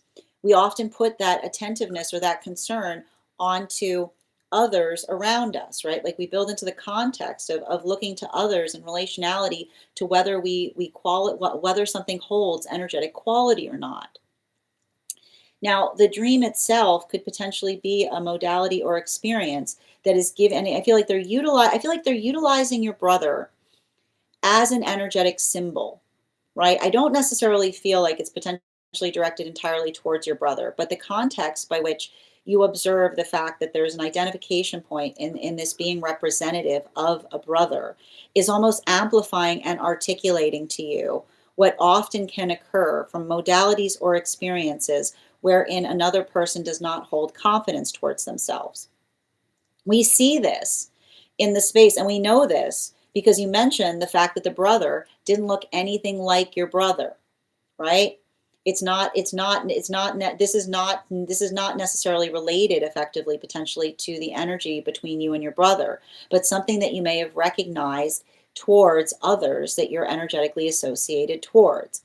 And that's why you said they did not look, right? They did not look at all like your brother, but what were they doing? They were holding you in confidence, like you were a sister, right? So this is the tendency by which you may have noticed that there's masculine energy that when they build into, and when, like, again, bearing in mind, this is not based on gender, but what it feels most aligned to. When masculine energy is too insecure, right? They don't trust their choices. They look to others to make the choices for them and saying, if it's good for you, it's good for me, right? So that's what's wild about this dream space. You're literally at a wedding and the person does not know who they're marrying because they're too concerned, right? They're too concerned with the anxiety, the energy and relationality to how others feel about it. So that's why I keep on seeing you and another person doing all of that work, running around all over the place. And what do we see you're doing? You can't even make the decision. You have to run, right? You had to run over to somebody from the past. And who did you have to run over to, right? You had to run over to someone who was one of your teachers, is what I keep on seeing. And so this is potentially the amplification point in not only, right, like not only working through the modality by which another person builds into the confidence that they want to have in terms of you, like, supporting their choices, but almost the space by which they ask you, right? They're asking you to they're asking you to effectively utilize, right? Often the context by which we see, and I want to point this out. So you said that in that space, you said that they had a list. And I need to point out, it's not surprising that you couldn't read the list because we typically can't read in dreams. So this is almost talking about the fact that the list feels arbitrary, right? So you're making a determination point for somebody who's holding a list, right? Who's very sweet, right? And then you said you handed her the list and they scanned the names and she was the one that said this person, because here's what's happening, okay? This is where the list is coming from. Did you notice the quality by which you described the woman? Sweet, right?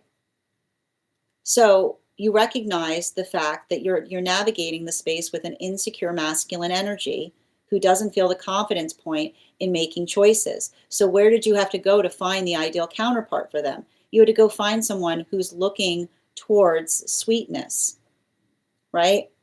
Somebody who is working towards sweetness. So the list that she had was a list of sweet energy. And the space by which she immediately looked and said, this person will be sweet enough, is the space by which another person's sweetness can navigate on insecure energy. So that's why we saw that there, and I need to point out the fact that you described the fact that there's an energetic bowling reference in relationality to the name that was associated to it.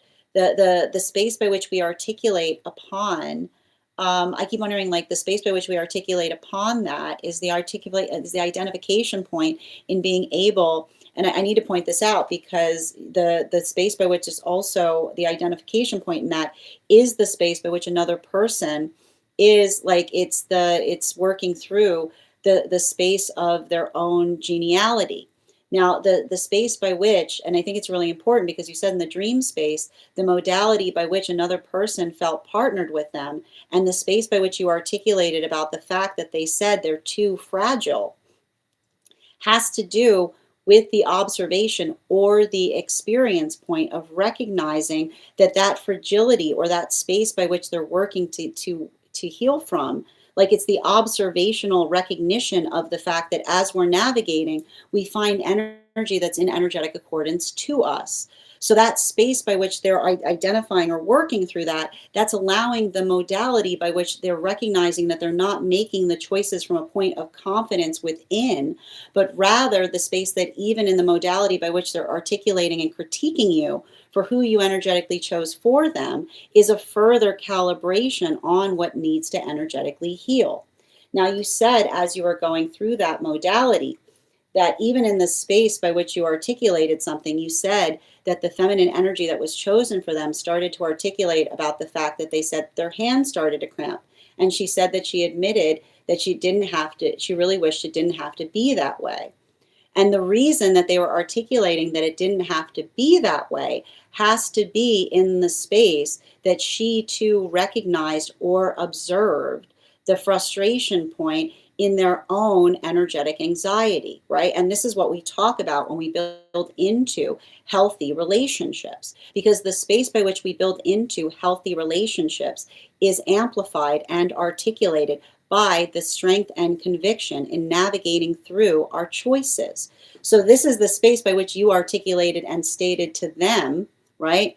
You even said, and this is the thing you said to them. You said, there's nothing fragile about me. I'd be happy to share some of my curves with you, right? It's the observation upon the fact that when you are in a space of energetic confidence, right? It's the feeling or the observation of not being able to effectively work through the recognition point of being with energy of masculine that is more worried about outside appearances, because when you are effectively curvy, right, they look towards that and they feel mortified instead of celebrating it. So we feel like we see even there that observational point in the dream space is you effectively identifying and recognizing, like, working through insecurity is how we heal relationship, by feeling that, and I keep on getting, the more secure we are in our choices, the happier we're able to bring into our relationship experiences. You then said that in the space by which you were running around, right? You said that you found yourself in a blue gown with a slit up the side and heels. But for some reason, you said it was supposed to feel like you were wearing a different dress than the one that you had on. Now, the reason that we effectively see that is the recognition point of understanding the nature of a situation, by which I keep on seeing the conversation that you potentially wanted to have with that person, asking you to facilitate choices, is the space by which you were probably wanting to have the conversation about them feeling more energetically confident, right? It's the space by which you wanted to kind of bring them forth in terms of trusting themselves. But everything we keep on seeing in relationality to that is the observational point of working through the fact that I keep on seeing, like, the encouragement point of another person finding confidence is not one, like, and I keep on getting this often, like, the way you can resolve another person needing confidence, there's no way you can give someone confidence by saying you should be more confident, right? Like, it's like when you try to say to someone you should be more confident, right? When you say to someone you should be more confident, it can sometimes make them feel even less secure, is what we keep on saying. So that's the modality or experience by which you're potentially working through the frustration of something. But even in the modality by which you're working through the frustration of it, you're recognizing and understanding the nature by which you're working to, like, effectively identify what it is that you're trying to resolve within your own relationships. Now, then you said when you finally reached the room, but the door was closed and the lights were off, and for a moment you weren't sure if it was the right room anymore. This has to do with the observational point and recognizing and identifying. And again, especially with the Knight of Coins, how this is in relationality to your own relationships, right? Because this observational point in terms of you building into relationship right now potentially has a lot to do with finding energy that feels, that delights in your own sense of confidence, right? Because that modality, I keep on seeing, and I almost feel like the observation, I wouldn't be surprised if there's a lot of energy that comes towards you for advice, right? Somebody, I keep on hearing energy that finds you as a confidant, like the space by which another person feels energetically stable.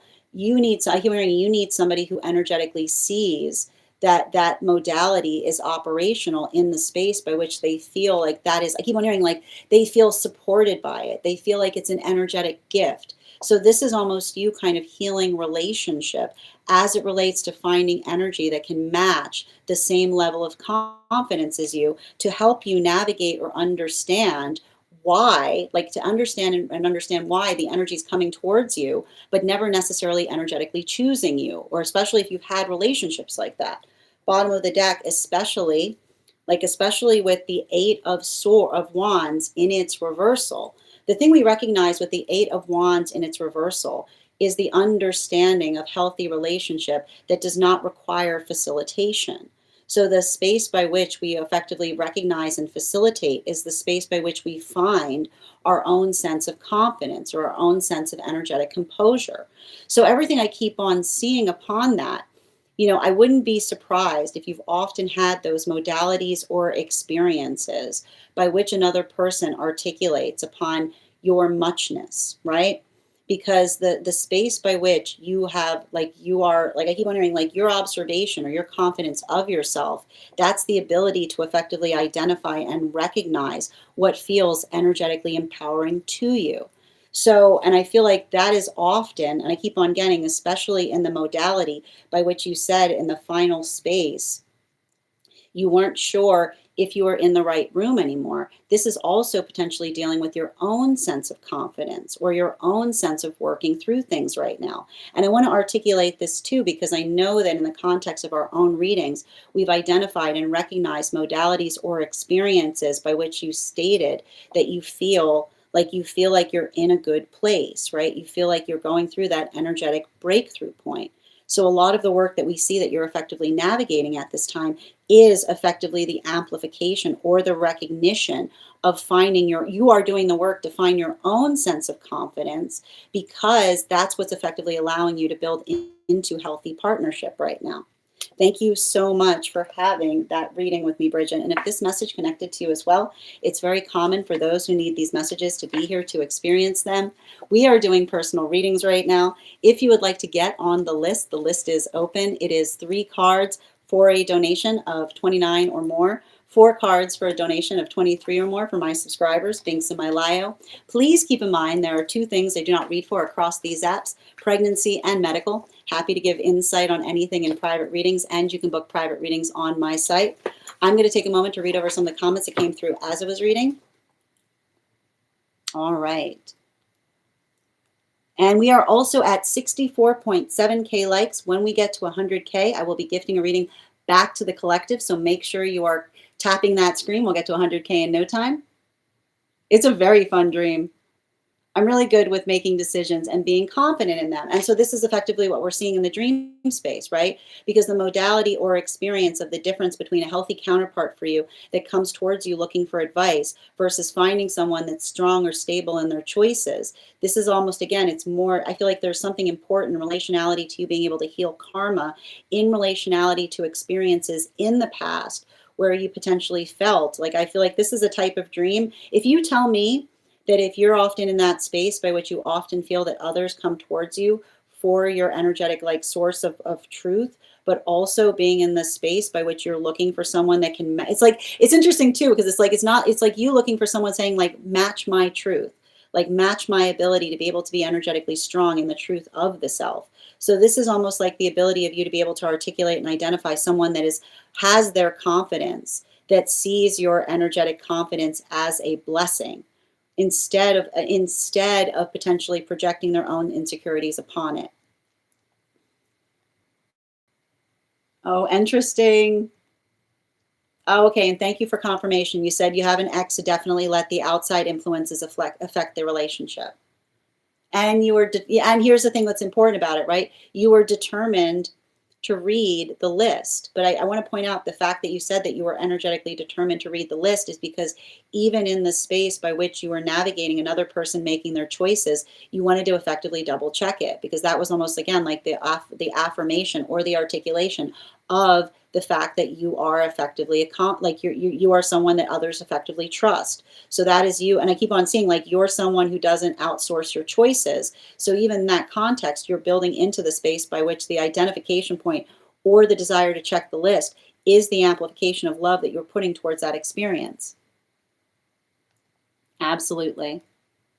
Sharing is caring. I love it. Every day I'm still amazed. But I know the dream reads are always the best. This is masculine energy.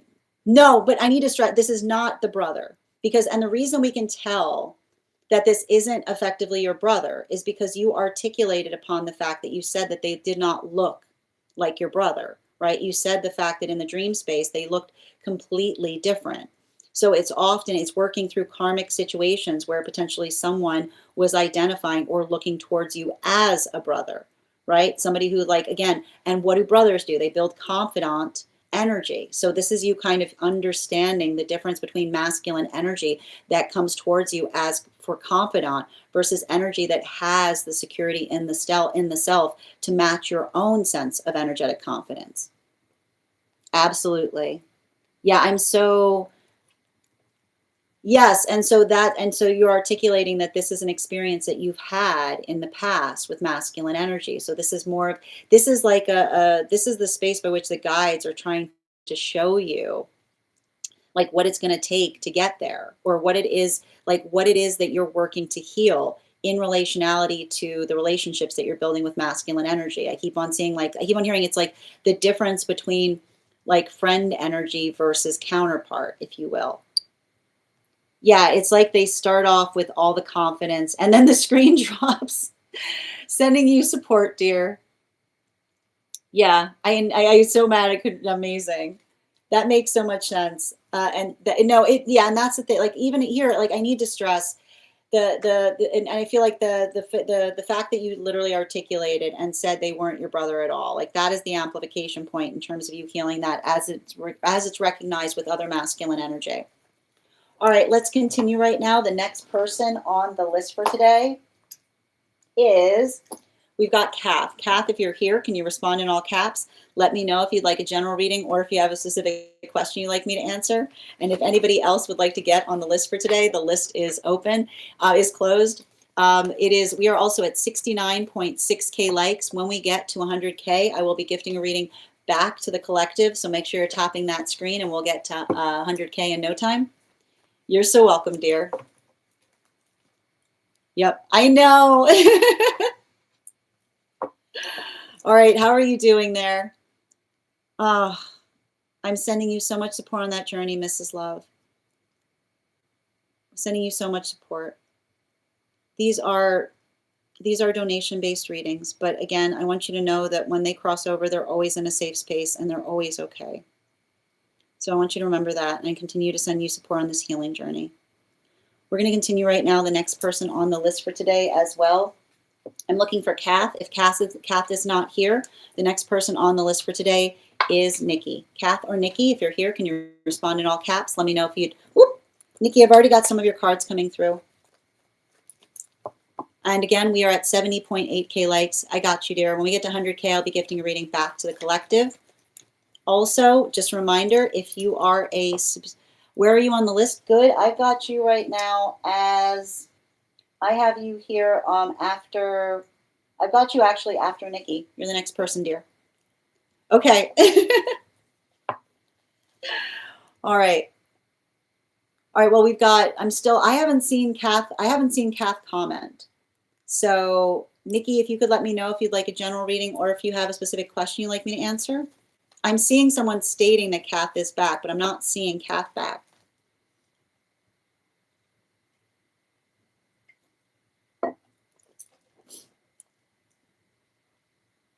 All right. Second call right now for Kath. Yours is a dream in the disc. Thank you, dear. All right, we're going to give Kath a minute because I think Kath is probably away. Reading for Nikki. Before we continue with Nikki's reading, let's do an intuition check. I've got the animal spirit guide cards here. We're going to count back from 10, and when we get to 1, I will reveal the card. 10, 9, 8, 7, 6, 5, 4, 3, 2, 1. Well done, creative. We got the bear. Excellent. All right, let's continue right now. And Kath, hold on a minute. Oh, I'm sorry, Nikki. We are doing a dream. And I'm going to pin up Nikki here. Make sure to give Nikki some love, friends. All right. Perfect. Nikki. I dreamed I was flying to Palm Springs, where we used to have a home and where my dad lived and passed away. When I landed, I got in a car at the airport and started driving toward the house. It was like I already knew the route and I could picture it clearly in my mind. Take 2 rights, go straight, and then take a left. I started driving almost on autopilot, as if I'd taken that route a million times before. But after a while, the scenery began to change. I eventually ended up somewhere very unfamiliar, more industrial looking, and far from where I was supposed to be. That's when I realized I must have gotten off the plane one stop too early. But that didn't make sense because that flight never had two stops in real life. And if it was the wrong stop, why would the car even be there? And wouldn't I have noticed earlier if the landscape looked different? In the dream, I even wondered if my brain was mixing it up with the smaller airport near my dad's place in La Quinta. Once I realized I wasn't close to the house anymore, I remembered I was supposed to meet my partner there. I knew I wouldn't make it in time, so I started trying to find them instead. I found another airport, went inside, and wandered around looking for them. I didn't know what gate they were at or why they'd already gone through security. I kept seeing people who looked a little like him, and I kept wondering, is that my partner? No, I was feeling lost and unsure how to find them.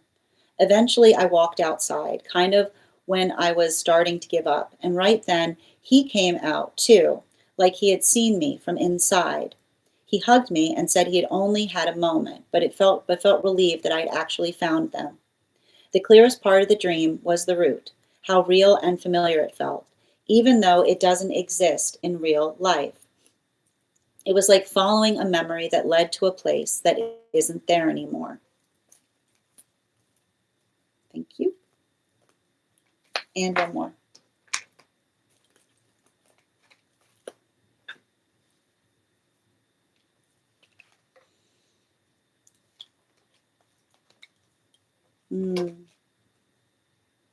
Okay. So we want to talk a bit about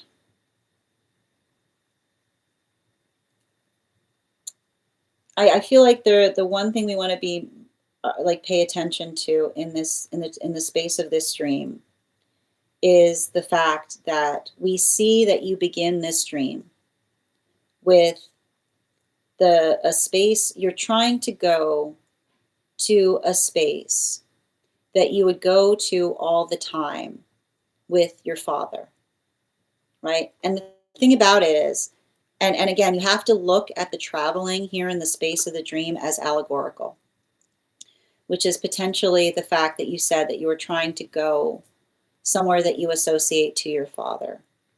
And you said you've been there a million times. But the thing is, you're articulating that you can no longer get there. And the reason that you can no longer get there is because the energy passed, right?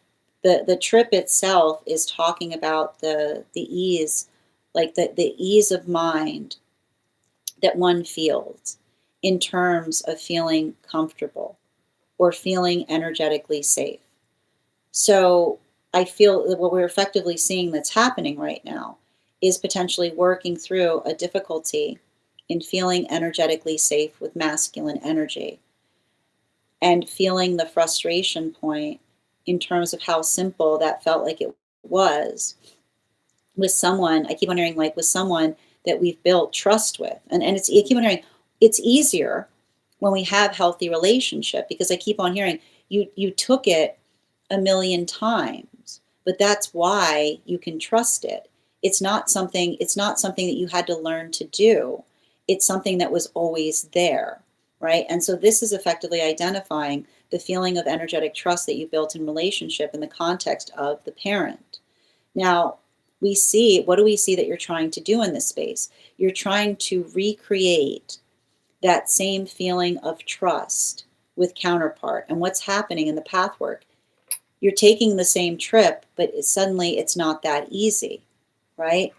The observation of recognizing that the ability to kind of move through something in such a way changes per person, right? Often the modality by which we create relationship, right? No two relationships are alike. So this is you effectively potentially feeling the energetic frustration point in trying to find that feeling of harmony again, right? But often recognizing the fact that the harmony that you're creating with another person feels unfamiliar.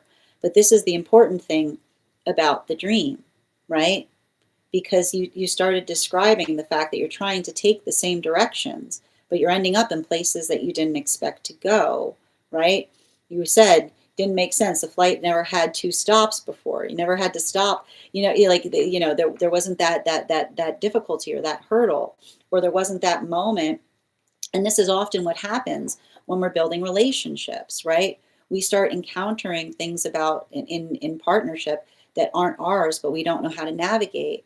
So I feel like it's interesting because you said that once you realized that you weren't close to the house anymore, you remembered, right, in the observation that you said that you went inside, you wandered around looking for them. You didn't know what gate they were at or whether they'd gone through security.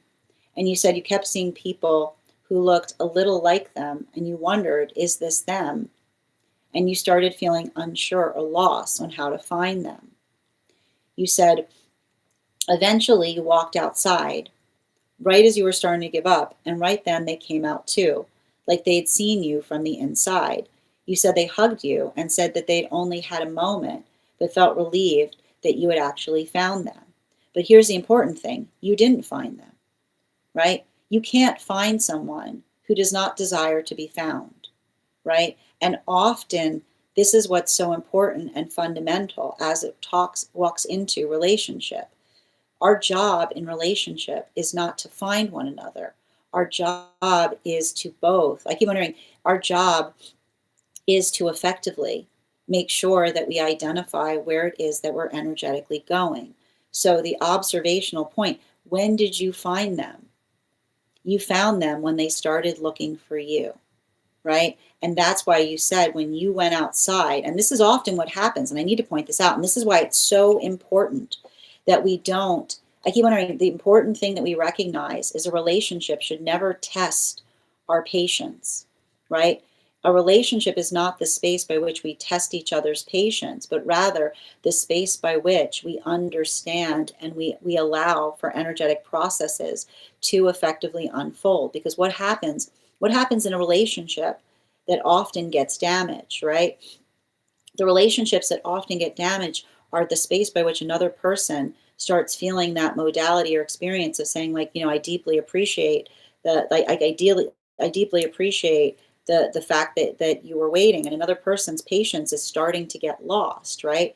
The space by which we both equally put into that context of understanding that we're being patient for each other is how we effectively find one another. So I feel like this is the conversation upon, and this is what's beautiful about it too, because I feel like the space by which you're building towards, that energetic vision, if you will, that destination, is one that is calibrated upon something that you've had before, something that you've seen, the type of relationship where you feel like you can kind of build into a healthy space of trust.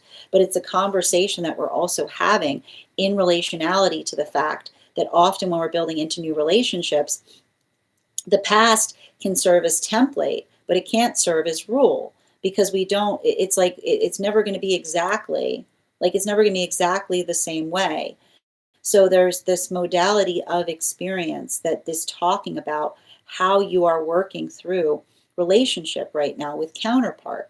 And a lot of that relationship is potentially identifying spaces by which it doesn't feel perfect. Because the important thing that you have to recognize between, and this is what I keep on seeing in terms of the guide coming through and showing you the comparison point between where you are currently with someone versus where you used to be. Because you have to understand that when we are in the space of being parents, we prioritize comfort, right? It's almost like the space by which we understand and saying it wasn't hard. But the reason we say it's not hard is because somebody's prioritizing making it as easy for us as possible. Is what I keep on seeing, right? It's the prioritization point of the comfort that we build for each other. But it's the understanding that when we're in a healthy relationship, we have to build that comfort together, right? And it's like the space by which we understand that as we're building comfort, we have to be able to navigate the uncomfortability, right? We have to navigate the space of the unknown. So I keep on seeing that the ability or the modality by which you're working through that, right? And that's almost like helping. I feel like it's beautiful because I feel like there's something about the two modalities of those experiences being shown to you that are effectively saying like, it should always feel, I keep wondering, it should always feel like it's pushing upon the discomfort, right? To the extent that one understands that one is trying to seek comfort.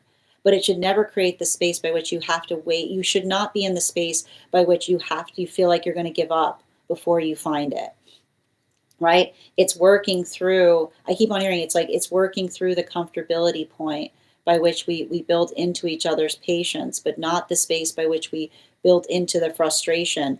Our space, I keep wondering, the major message is coming through is our feeling, like our feeling of giving up should never activate a solution. Because if we already feel like we've given up, like if we feel like we've given up, something has already gone too far, is what I keep on seeing. And I feel like that is like almost potentially the conversation that you're having with another person in making sure that you're calibrating in terms of what it is that you're trying to build effectively.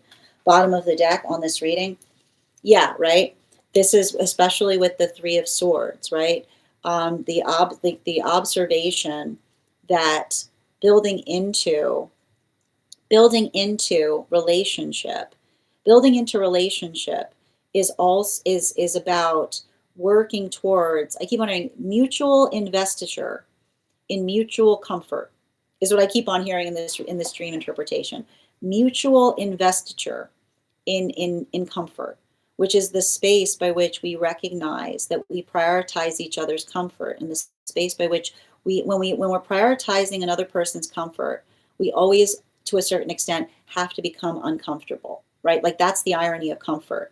But the comfortability, that's why our uncomfortability is often matched with counterparts' uncomfortability, right? We push each other in the best ways possible. Is what you might hear. We push each other in the best ways possible, but not so far that the uncomfortability becomes agony, right? And utilizing the calibration point of terms of feeling like the space by which one's, feeling the calibration point by which one's uncomfortability feels like it's pushing a little bit versus feeling like something is agony is literally the metric between whether something is healthy or unhealthy. So I feel like it's almost like helping you to, I feel like it's interesting because I feel like in a way, this is like the gift that your father gave you, even now, working towards you. Because I feel like in a way, like the guy, like I feel like the guide point of your father serving as your guide, saying, remember the map I gave you. Right? Remember the map I gave you, in terms of saying, remember what it felt like.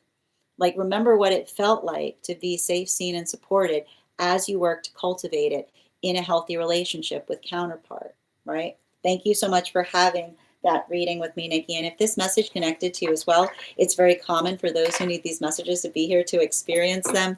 We are doing personal readings right now. If you would like to get on the list is closed, but you can get on the list for tomorrow, and you'll be the first person read for tomorrow. 3 cards for a donation of $29 or more. 4 cards for a donation of $23 or more for my subscribers, Binks and my Lio. Please keep in mind there are 2 things I do not read for across these apps: pregnancy and medical. Happy to give insight on anything in private readings, and you can book private readings on my site. I'm going to take a moment to read over some of the comments that came through as I was reading. We are also at 88.5K likes. When we get to 100K, I'll be gifting a reading back to the collective. So make sure you're tapping that screen, and we'll get to 50K in no time. 100K. All right.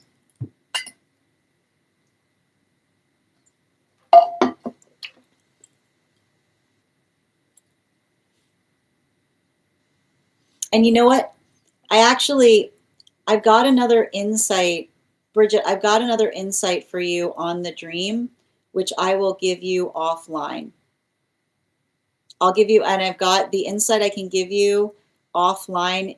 Just message me directly in the disco, and I'm going to give you an insight in terms of why that name was utilized to help you understand the dream further. Sorry, sometimes points come through afterwards. So Bridget, make sure you message me and I'll give you further clarification on that. Absolutely. All right. 1 second. Yep. Hold on a minute. Yes, and just reading over the comments right now.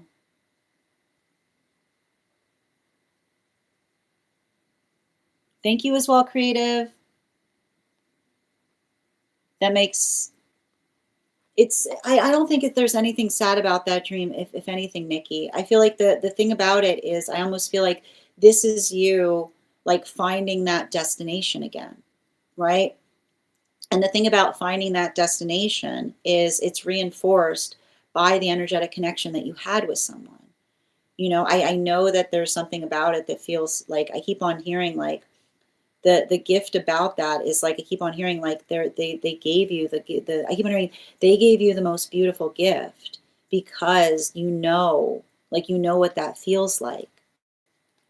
I was just typing that. Thank you for confirmation. And Sheila, thank you for the follow.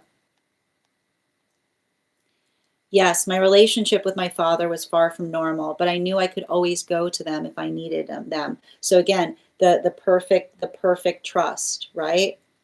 Yet because and here's the thing, because of the fact that they were your parent and loved you deeply. Even yep, exactly. Yeah, it didn't mean I had to find the current. Yeah, it did not. No, it didn't mean you had to find the current partner at all. We can never find counterpart unless we're both seeking each other. Yeah, he just fell into your lap. Yes, right. And that's the thing, right? When you started prioritizing yourself, then you were able to encounter one another. Thank you for confirmation. No, I would actually say like it's the opposite of that, Nikki. You know, like that's what's so beautiful about that dream. It's actually saying like it's helping you, like somebody effectively giving you the template by which by which you're utilizing that to calibrate what it is that you're trying to work into or create with another person. Okay. Yeah, you can absolutely be moved to tomorrow, user. Absolutely. No, I mean, I wasn't surprised to see the Three of Swords there, bottom of the deck. Absolutely. Yep, it is. It's remember the map I gave you. Yep, exactly. Oh, sending you so much support on that journey, Nikki. You're so welcome, dear. It was a beautiful reading, and thank you for giving me the honor to read the dream. All right, the next person we're reading for right now is, we are reading for Julie. Julie, if you're here, can you respond in all caps and let me know if you'd like a general reading or if you have a specific question you'd like me to answer? All right. Oh, oh, good. I apologize. You're so right. Good. That was my mistake. Good. You are next. Thank you for reminding me. It's because I have the list, and sometimes when I see, I've got a little bit of space here for the highest gifter, so I couldn't see it. All right, we're going to continue right now. Also, friends, we're at 92.7K likes. When we get to 100K, I'll be gifting a reading back to the collective. Is Kath back yet? I keep waiting for Kath to comment. Everybody keeps telling me Kath is in the room, but I haven't seen Kath commenting. Yep. No, it's okay. I mean, second call for Kath if Kath is here. Oh, Kath is back. Okay, perfect. So the list that we have right now, okay, so it's going to be Kath, and then it's going to be good. Okay? And then we'll continue. No, it's okay, Kath. It's all right. Can you let me know if we're doing a general or if you have a specific question you'd like me to answer? And again, friends, we're at 93.2K likes. When we get to 100K, I'll be gifting a reading back to the collective.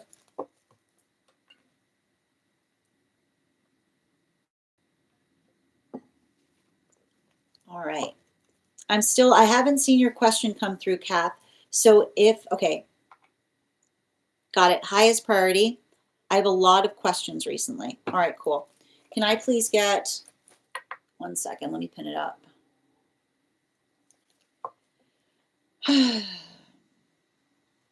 Yeah, I've got you.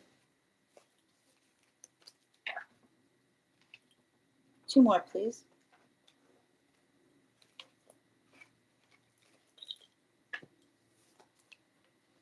Mm-hmm.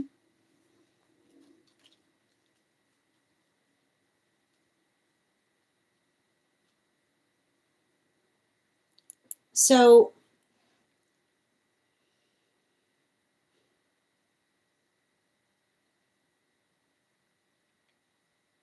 oh, I can see this here, Kath. This is like, what is going on this? And before we continue, we have to do an animal spirit guide check, intuition check on this. So hold on a minute. All right, I've got the animal spirit guide card here. And we're going to count back from 10. And when we get to 1, I'm going to reveal the card.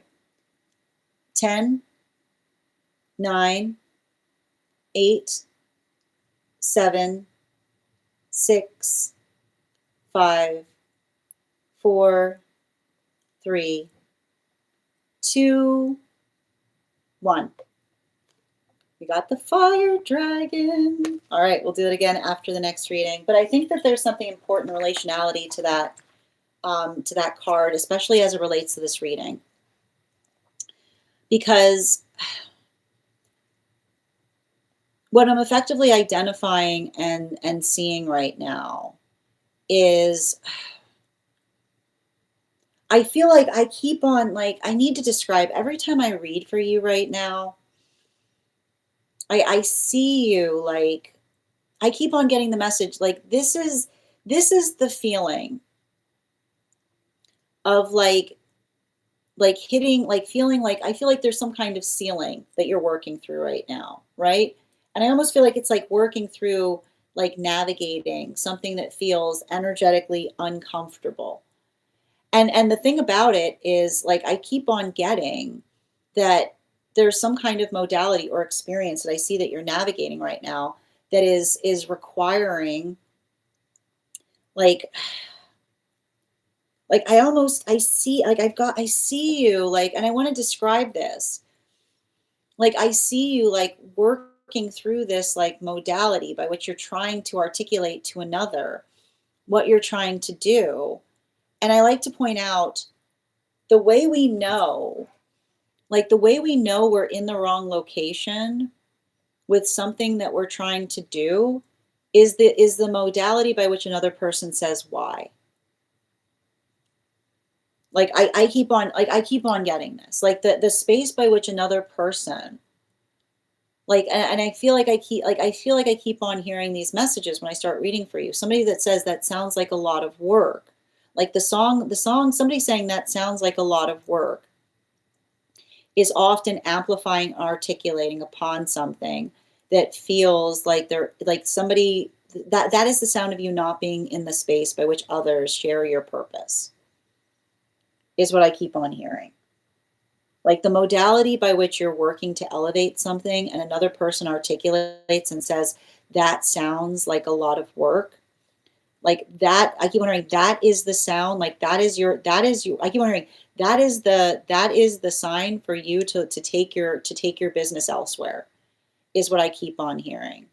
Because I feel like I see some kind of modality by which you're energetically striving for, I keep on hearing, like, you're striving for excellence. And I keep on hearing, it's not like what you're trying to do is energetically reciprocal. And the way I keep on hearing, like, the work that you're trying to do needs to be reciprocal is the space by which I see, like, you can't do it. And I keep on hearing, like, you can't do it entirely on your own. I keep on hearing, you can't drag others into a manifestation goal kicking and screaming, because the space by which, and I keep on seeing, like, the space by which you're trying to do something, everything is going to be clarified by whether you should energetically remain there or if it's time for you to move somewhere else, is by expressing your vision, is what I keep on getting. And I keep on hearing, I know how difficult that is, because the space by which you articulate your vision and someone says,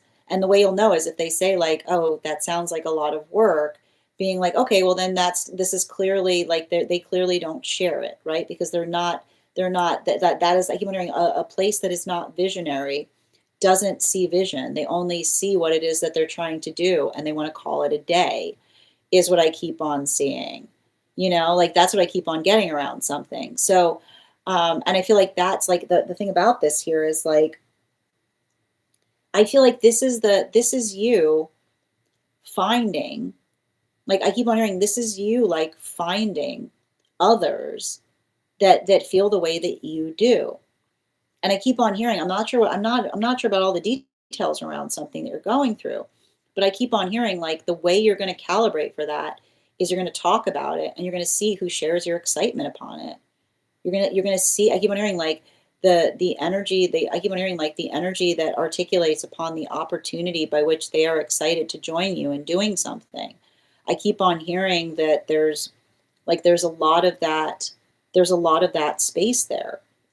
And I keep on getting, there's a lot of that, like there's a lot of that, you know, there's a lot of that capacity.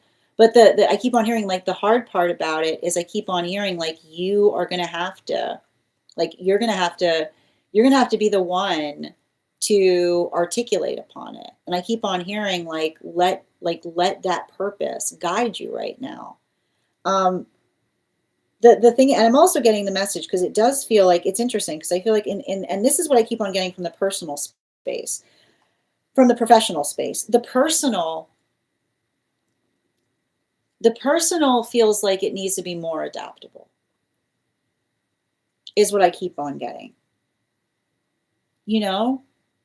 Like the thing with the personal right now, it's almost like weird. In the personal space, I almost feel like there's somebody who, like, really wants to apologize to you, is what I keep on getting.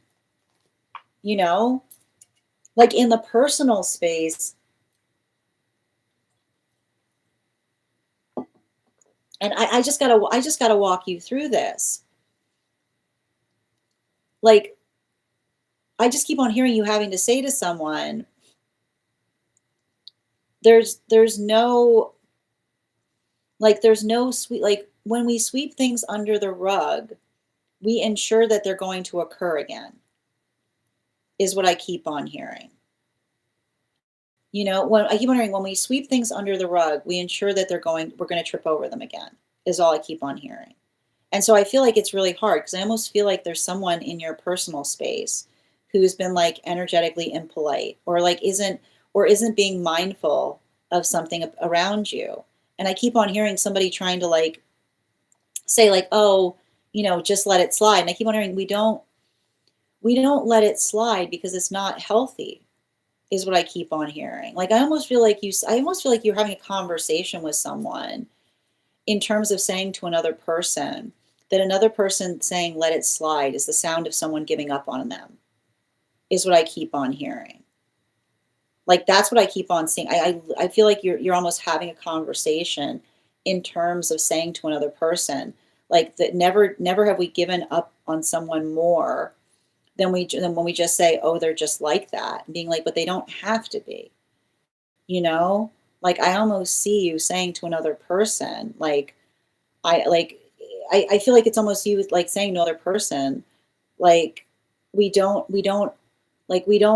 accommodate. Like, I keep on hearing, like, we don't accommodate. Like, we don't accommodate for rudeness. We articulate that we're experiencing it, because it allows the space by which we're able to do something better. And I feel like it's weird too, because I keep on hearing the word rude. And I keep on getting, like, I keep on hearing, like, I don't know why. It's like, I feel like it's almost like somebody who's afraid to articulate to another person that they're being rude. But I keep on hearing you say to someone, the way we heal that is by saying to another person, are you aware of it? Is what I keep on seeing. You know? Bottom of the deck. Yeah, this three of swords doesn't want to leave the deck right now. And I feel like I'm not surprised, because, like, the thing about this, like, the thing about Cancer, like Jupiter in Cancer right now, is that Jupiter in Cancer often brings a lot of feelings from the past, like, rising back up to the surface. But, like, and I keep on getting this, like, I keep on hearing there's no harboring in healthy relationship, which is not the space by which we say, like, I never forgot about that day, being like, what's wrong with you? Is what I keep on,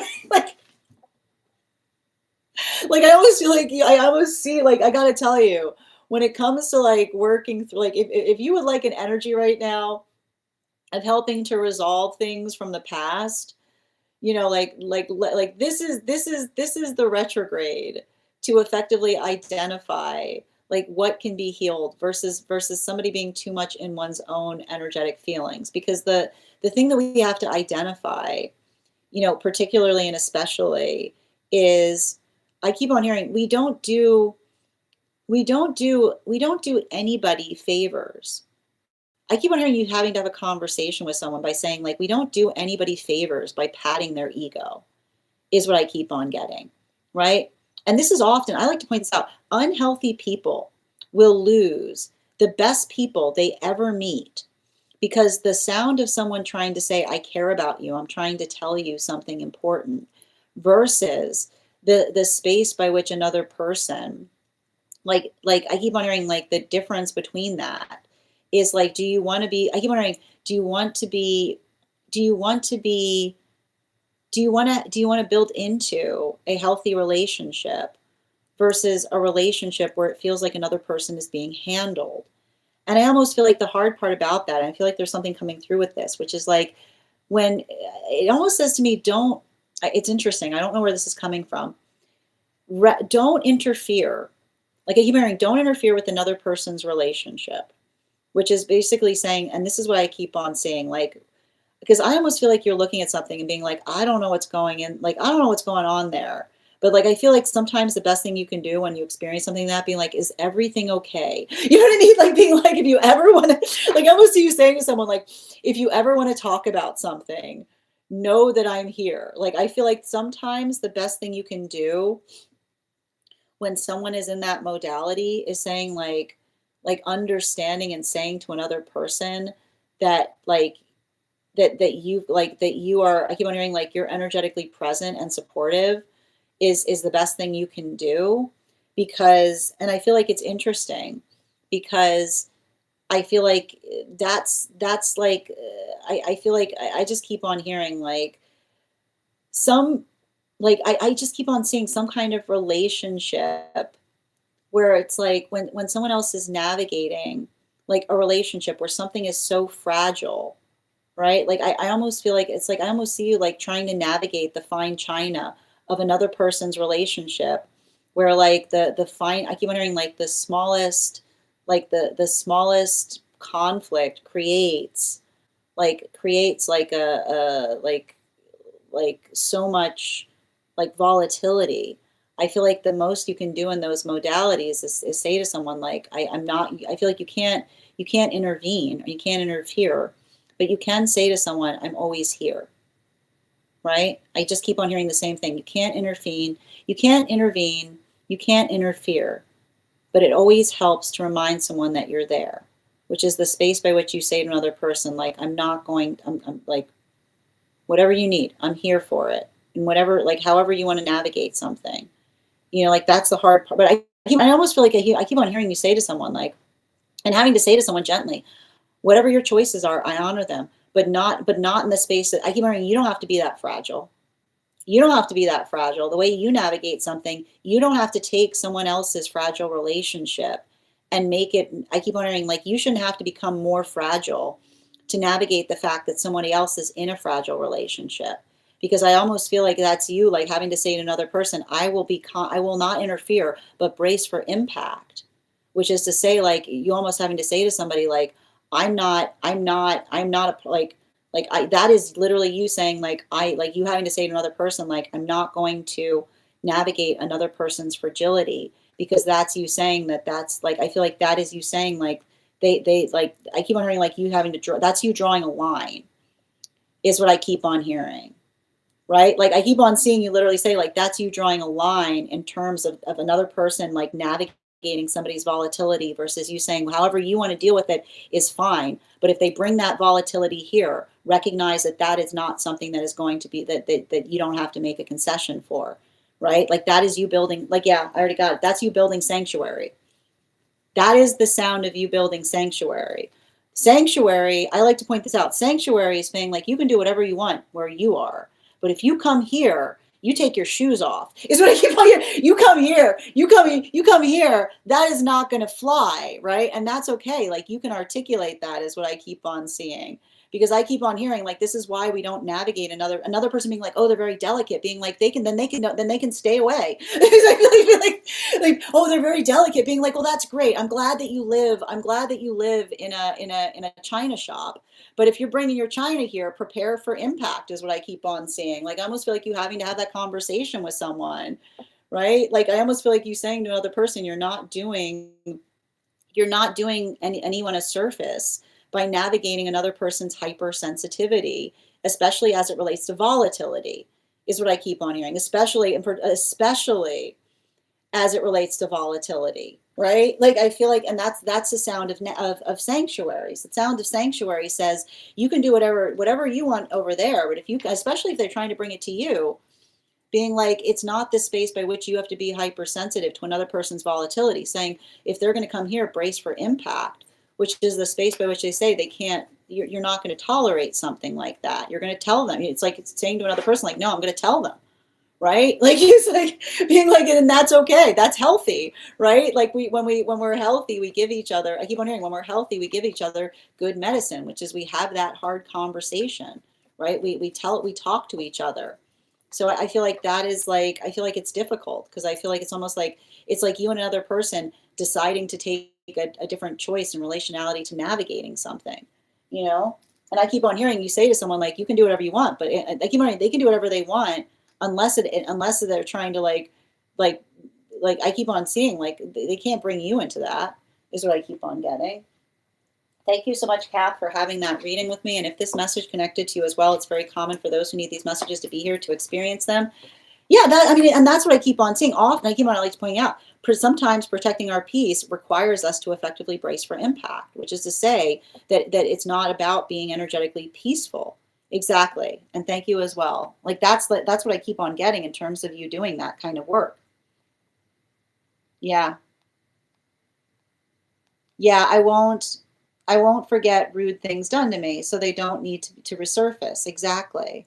Oh, welcome. It's my, I won't interfere. That's a decision and that's the healing. Yeah, exactly. That's their healing journey. You can only observe, but I would just focus on the self instead. Noted. I won't interfere or intervene. Yeah, but you can give them your opinion if needed, which is to say, like, and I feel like this is you like having to effectively energetically draw lines in relation out. Yeah. And I keep on hearing like that, like it's funny. Yeah, you're so welcome, Kath. I feel like whatever that is that I'm reading into, like I keep on seeing, like I feel like it's a conversation that you have to have with someone, being like, look, if that's the way you want to navigate it, that's your choice. But I keep on hearing someone else can't ask you to.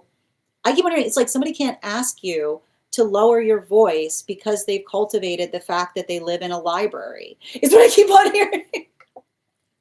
It's like that's what I keep on getting. It's like literally somebody being like, it's like you live like it's like you having to say to someone like that's the message coming through.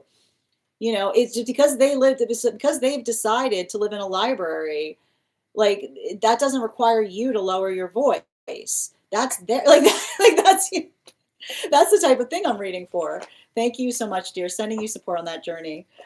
Next person on the list right now is Good Vibes. Good Vibes, if you're here, can you respond in all caps? Let me know if you'd like a general reading or if you have, like, it's giving me like, don't disturb them, being like, are you okay? Like, are you okay? Oh, thank you, dear. All right. Oh, we got to 100K. Okay, Good Vibes. Please hold. Please hold your question for a moment. So we got to 100K. I'm going to be gifting a reading back to the collective right now. Thank you guys so much for helping us reach that. I'm thinking of a number right now between one, yeah, exactly. I'm thinking of a number right now between 1 and 36. First person I see that posts a number will get the reading. First person I see, not the first person that posts it. Sometimes I see things in a different, yep. Nope. Nope. Nope. Nope. Nope. Nope. Oh, I see it. Stop. Stop, stop. Everyone stop. Everyone stop. Stop it.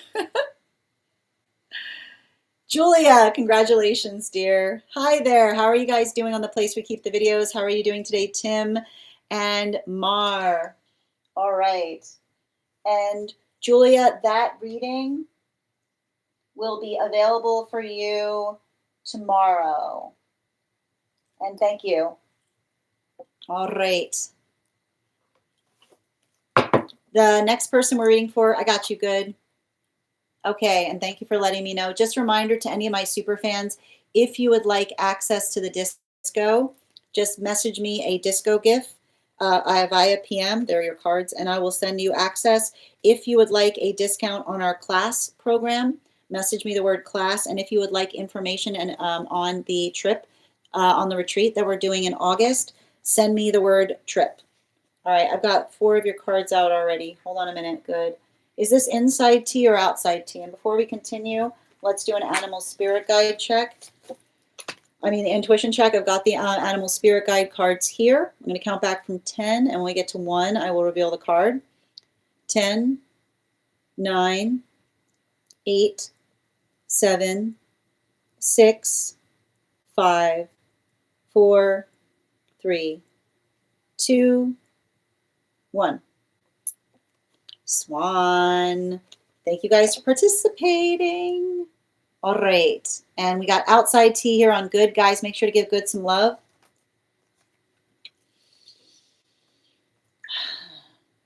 Okay.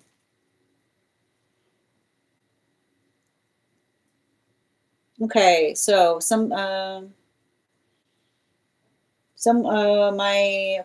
individual reached out. I just had a healing conversation. He apologized for the hurt and said he didn't know how to reach out because it triggered things in him. And he admitted he normally isolates or runs, but cares and respects me too much to disappear. He wants to move slowly and call it friendship for now, but he said he's always here for me and my girls. I want clarity on true intentions, whether this is truly just friendship or a step towards something deeper, and if he's genuine about the inner work he says he needs to do. I won't be sitting around waiting, but I wanted insight on this. All right, can I get, one more, please?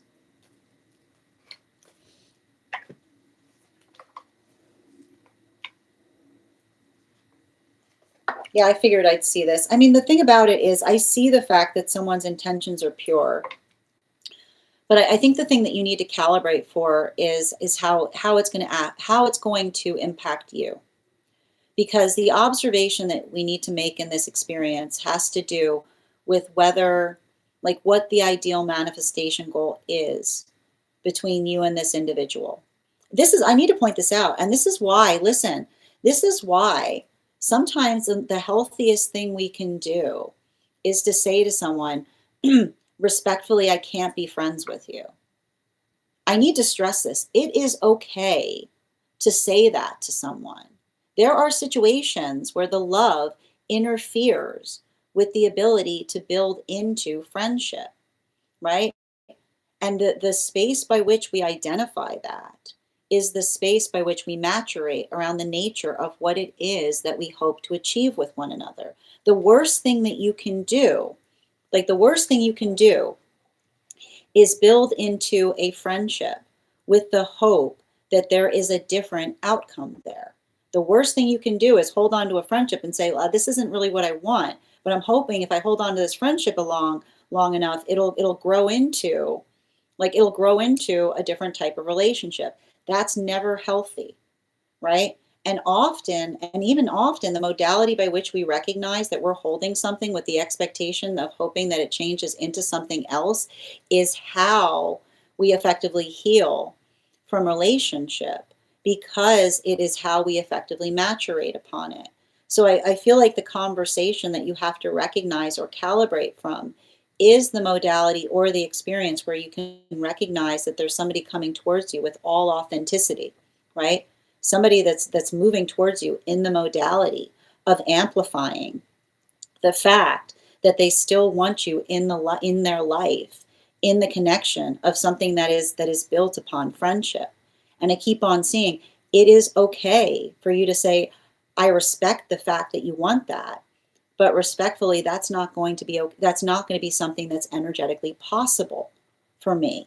And the way that you can articulate that is saying the desire, right? I keep hearing the desire by which you say, like, I can't, like the type of relationship that I hope to have with you prevents us from being friends, is the sound of you moving into a point of maturity, right? Because that's you saying to another person, like, look, I care about you too much. That's okay to say. I keep hearing that's a very mature thing to say to someone, and saying that a friendship is not what I want with you.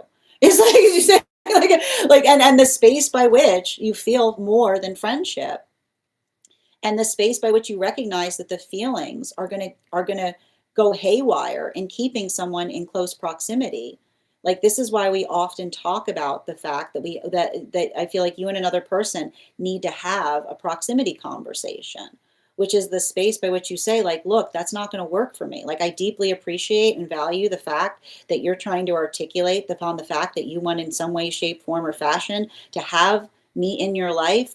But if the way that you desire me to be in your life is not one that I consent to, if it's something that creates more of a complication because of my feelings that are so strong about you, then the ability for us to articulate upon that is to say, thank you for the opportunity by telling me that there's an opportunity available by which we can be friends. But that is, you can say to someone, that is far away. That day is not today. That day is far. I can't see it. Maybe it's out there somewhere. Maybe it's, if I squint real hard, maybe it's there, but not today. Right. And that is, I keep on hearing you saying to another person, and that I keep on hearing, that's not you being mean. Right? You don't have to say that conversation. I keep on saying the thing you have to calibrate for to another person is to say, that's not you saying to another person, you like take it or leave it. We're like, and that's not the space by which you say, like, you're either in partnership with me or you're gone. But it's a space by which you can say to someone, I deeply value and I deeply appreciate the fact that you would like to de-escalate a relationship. But this is why we talk about de-escalation is sometimes an energetic impossibility because the feelings get in the way. And that is not a shortcoming. We shouldn't have to force ourselves into a modality by we say, I'm just going to tamp down all of these emotions and relationality to trying to keep a friendship together. It's the space by which we speak upon, the space by which we say, this is the proximity by which I feel comfortable with. And the space by which we navigate and we honor each other's choices, that is the modality by which we're able to amplify our love. So if this person cares about you and they articulate to you and they say, well, I'd like to be friends, you can say, well, I appreciate that. I'm not energetically ready for it because I want this to be something else. And that desire, and this is why we talk about sometimes a manifestation goal prevents friendship. Right? The space by which we say, I appreciate the fact that you want to be a part of my life, but if you don't want the same manifestation goal as me, it's going to interfere in you finding that manifestation goal. Right? It's going to interfere because it's the modality by which you say you'll always, like you said, you're going to be holding on to it, but you're holding on to it and you're waiting for it to grow into something else. And meanwhile, it's distracting you from what it is you're trying to grow with another person. Bottom of the deck on this reading, High Priestess. So the modality or the experience by which you're able to energetically calibrate, right? The space by which you articulate to another person and say, you can't switch up speeds, right? You say to someone, you don't just switch up speeds. You don't go in the direction of something going this way. And then suddenly someone being like I keep on hearing, like, we don't do about faces, right? Which is the space by which we articulate and identify in terms of what feels energetically unified. And I keep on seeing like the conversation that you need to have with another person has to do with what those manifestation goals are. And I keep on hearing, we don't force friendship on each other. We can't, this is why we don't ever come into the position by which we try to force friendship on each other. Because the observation in relationality to forcing friendship, right? The observation in relationality to the ability to accommodate and adapt for what it is that we need to adapt for. I feel like this is you making sure that you're having a realistic conversation in terms of the space by which you want another person to occupy your life. And I keep on saying the worst thing you could do in that modality is, like I said, holding on to something and saying, I know it's friendship now, but maybe if I hold on to the friendship, it'll grow back into what I aspire or ideal it to be. That would be potentially living into the unhealthy potential, because a manifestation goal is mutually shared. We articulate upon what it is that we want together. And I need to point this out. If this person is literally in a space by which you're saying, I just want friendship now, like, don't let them float the possibility of a friendship turning into a relationship, because that isn't healthy, right? Like that is not where healthiness lies. We don't articulate in terms of saying to someone, saying, I know, look, if you take the friendship now, you don't want to let go of the friendship, because if you let go of the friendship, you might lose the possibility of me deciding to choose to move into relationship with you down the line. That is not healthy. That is the sound of someone trying to get your hopes up. And we don't build into false hope. We build into energetic reality. So make sure that I keep on hearing, make sure you're not having a conversation on what somebody hopes will occur. Make sure that you're building into the context of what it is they want with you right now. Not saying, well, take the friendship now, and maybe if you're really good with the friendship, like that's not how it works, is what I keep on hearing. Friendship should not be test drive to relationship. Thank you so much. Especially, I keep on hearing, especially if someone de-escalated the relationship into a friendship. Thank you so much for having that reading with me, dear. And if this message connected to you as well, it's very common for those who need these messages to be here to experience them. We are doing personal readings right now. The list is closed, but if you'd like to get on for tomorrow, you'll be the first person read for. 3 cards for a donation of $29 or more. 4 cards for a donation of $23 or more for my subscriber. For my subscribers. But if you get on the list right now, you'll be on the list for tomorrow. I'm just going to read over some of the comments that came through as I was reading. Thank you as well, Tim. I mean, that's really difficult. Again, but I need to point out, I need to stress this, and I just want to point out in terms of a conversation that we're having on the place where we keep the video, that I think is a really good counterpoint. Somebody articulating there that said, I had to express the opposite to my ex. I loved them, but I wasn't in love with them, right? That modality of experience, like that is what's so hard, but even in the space, but I mean, again, they're giving a really good example. Someone taking the energetic responsibility, not to build into another person's hopes in terms of what could occur, but rather giving them the gift of the energetic reality. And that's really beautiful, the fact that you gave someone that gift. Reading over again, hold on a minute. And thank you too, 1 second. Exactly. When we were hanging up, I wanted to say, and that's it, right? Even the space by which you were feeling the amplification of how much you wanted it to be.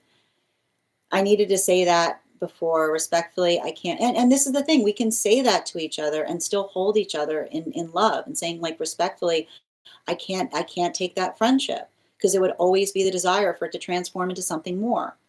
That's so true. I needed to hear this. You're so welcome, Creative.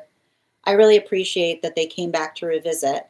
No, and I feel like, and again, I literally, like, in terms of you asking me, like, everything I see in that modality, somebody being entirely authentic, and I keep on hearing, it's okay for you to say, like, I understand that you're being authentic, but that it would create inauthenticity in you to try to have that with them. Like, that's how you say it. Like, I meet your authenticity and being authentic and being like, that isn't going to work for me, you know? I know. Yeah, exactly. No squinting, like no squinting into the horizon, hoping for something to change. Yes, this was, yeah. And that, like, even what you're describing, you said, when there's so many different, when it's such a different manifestation goal, it's okay to say to someone, like, that would be too painful. It's okay to say the friendship would be too painful. And here's the thing, you don't have to be mad at them about it, right? You can be respectful, but it's like the gift that you give each other and keeping a respectful distance. This is how we love each other when we don't have the same manifestation goals. We're respectful in terms of navigating each other's comfortability. Sending you support on that journey. All right, I wouldn't want to hold on like that, exactly. All right, just reading over your comments. I don't want to test drive. Exactly. You're so welcome, dear. Well, I hope there wasn't, and again, I wasn't saying that was what that person was saying, but making sure that we're energetically realistic in terms of building towards the reality of the moment, not in the possibility of what could occur in the future, right? Thank you so much. And here's the thing, like, that's sometimes why it requires, like, the hard conversation now that allows something healthy room to grow. Thank you again for having that reading with me. Good. Next person we're reading for today is Julie. Julie, if you're here, can you respond in all caps? Let me know if you'd like a general reading or if you have a specific question you'd like me to answer.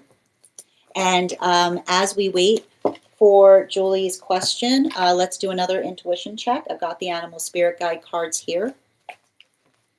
Woo. We're going to count back from 10. And when we get to 1, I will reveal the card. 10, 9, 8, 7, 6, 5, 4, 3, 2, 1. We got the goose. We'll do that again after the next reading. All right. And I'm going to, again, the list is closed, but just a reminder, if you are interested in joining our subscriber-only disco channel and you have not joined it, you can just send me a disco gift. I'll be happy to add you.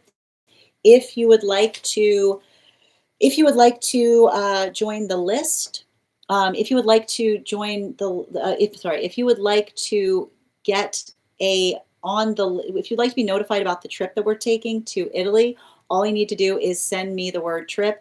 And if you would like to, hold on, I'm just reading over. Yeah. If you would like a special discount for the class program, just send me the message, send me the note class, and I'll send you a link to that. That's what I said, list instead of link. All right, there we are. Okay, and I'm going to pin up Julie here. It's always, well, here's the thing. It's a good thing though, Julie. Can I get, all right, can I get 4 cards, please, for Julie? Highest priority here. Somebody's got, that's ridiculous. I've already, Oh my gosh, what is this? What is this nonsense? I'm going to say this once. Courtesy is not requiring another person to repeat themselves. This is, who is this?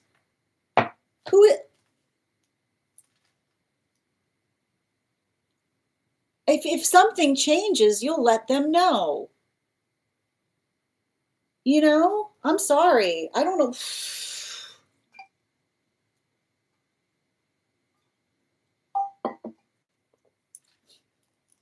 Like, what? This upsets me. You know? What is this? Like, this is giving me, like,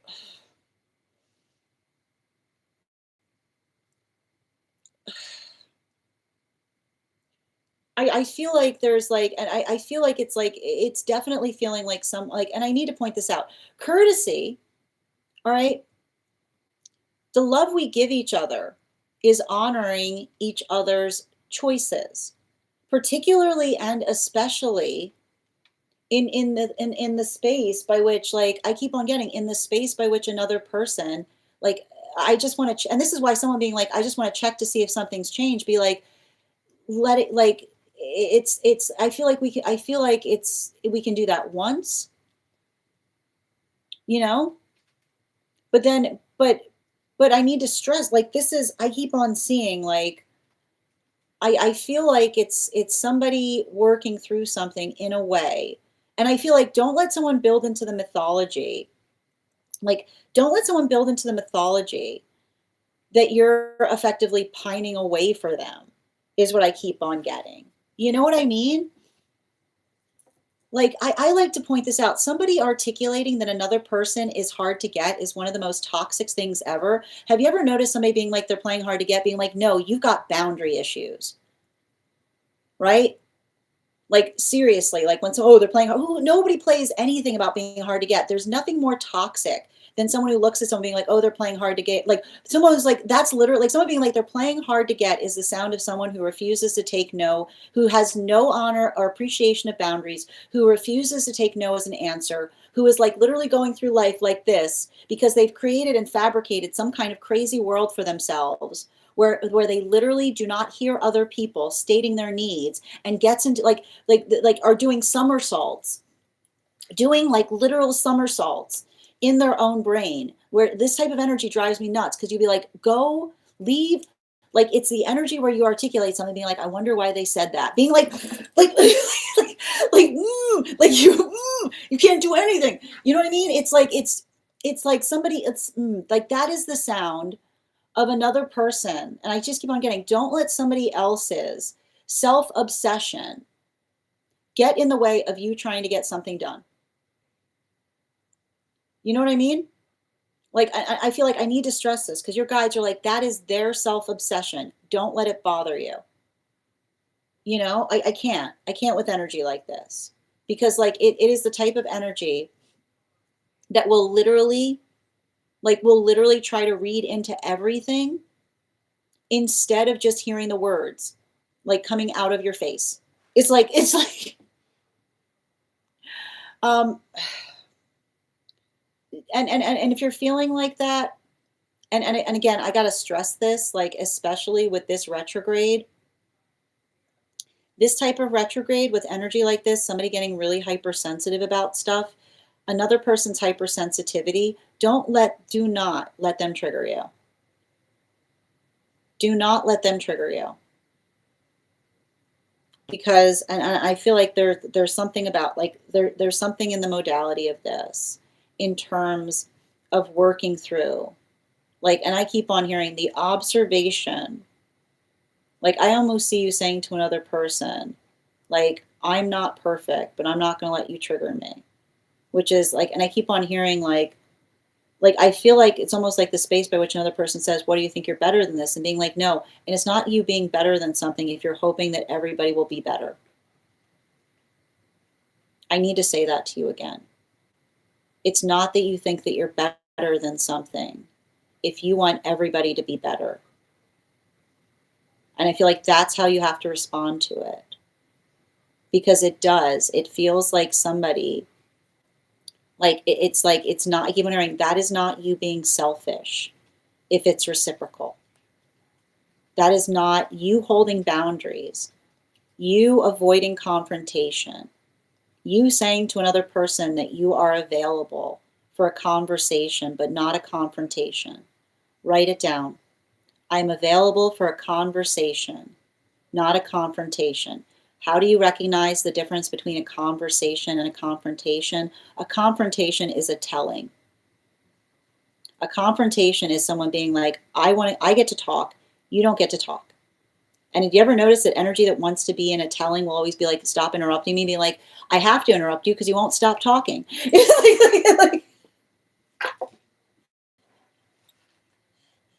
Right? Do you ever notice that? Someone be like, stop interrupting, be like, I'll stop interrupting, but you won't stop talking. You have to leave pause points for another person to interject, is what I keep on seeing. That's not you. And that's why I saw the goose twice. Someone being like, you're interrupting, being like, you bet I'm interrupting because you don't leave another person a chance to get a word in edgewise. Right? Like, that's how that energy is what I'm picking up. Being like, oh, you keep interrupting, being like, yeah, because you never stop.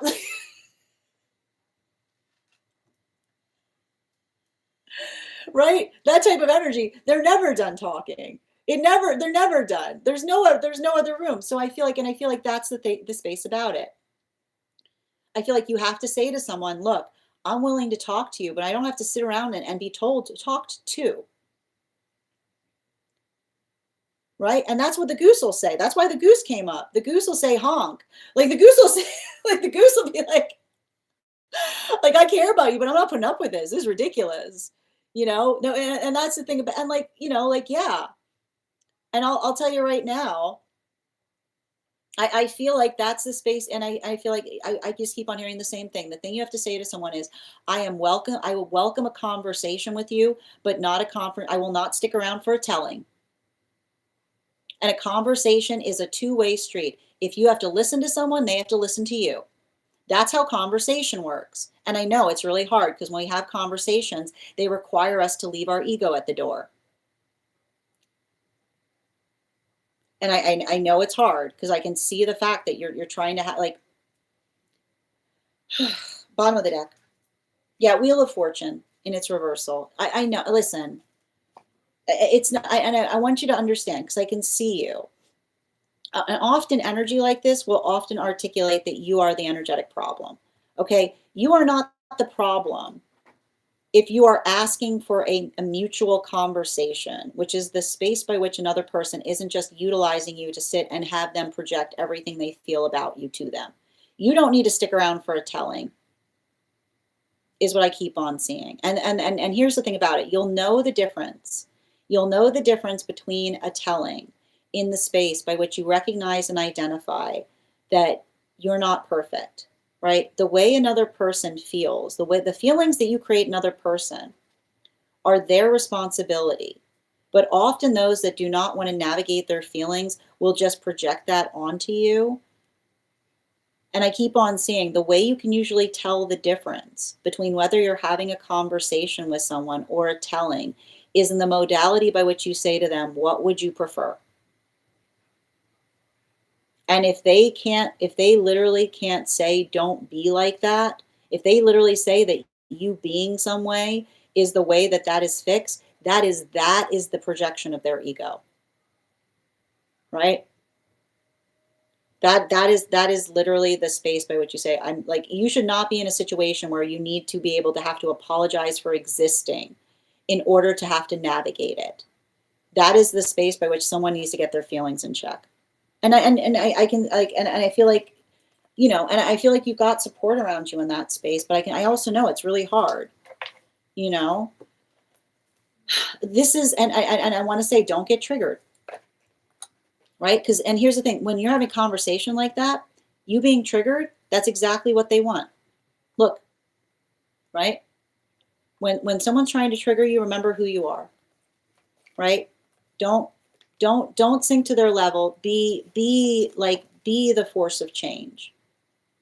Be like, look at, like, don't like that type of energy. Like they would love to argue with you. Be like, and that's, I keep hearing, that's not you walking away from a conversation. Like I keep on hearing a message from your guides. That's not you being a coward.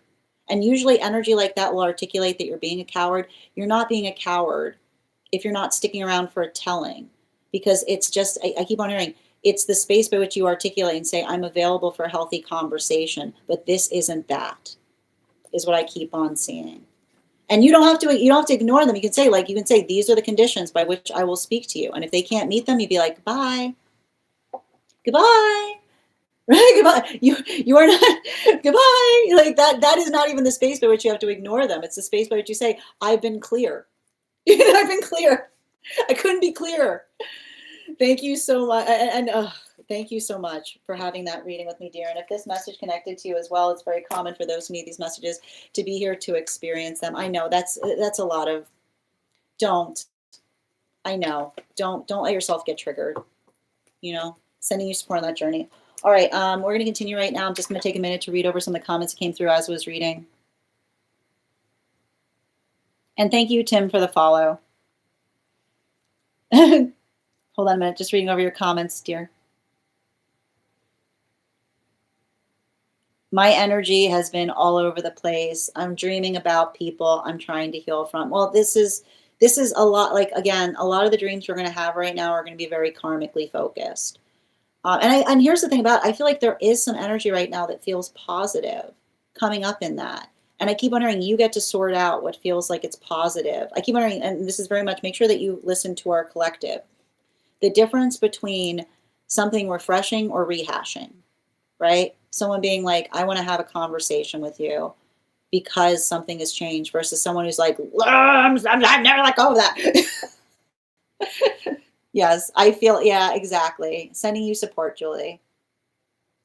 I know. I'm not gonna, nobody's whooping anybody, okay? I'm just giving you what you need. I know exactly what you mean. Okay, I'm glad you know. I mean, somebody, like, I'm not gonna get started.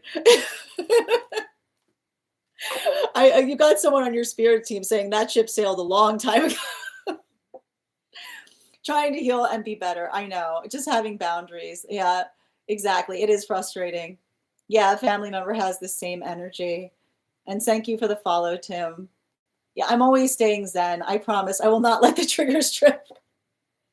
And here's the thing, like, you can call out when somebody's pushing too hard, you know? I love that. Thank you as well, Colleen. Oh, I appreciate that, Julie. Yeah, I receive that. Yep. I'm always the problem. Never any other solution but me. But here's the thing. Here's the point. If there's again, what would you prefer? Let that be how you bless a situation. If you say to somebody, what would you prefer? And they go silent, there it is. You know, I know. I know. I know. Okay, good. And sending you support on that journey, dear. Yeah, I've been bye. I've been saying that out loud in my mind because I'd rather be silent and walk away. Bye-bye. Gotta go. I can relate to this reading. Yep. Yeah, I'm gonna honk like a goose when the other person starts acting. Sending you support on that journey, dear. All right, we're gonna continue right now. The next person we're reading for is Colleen.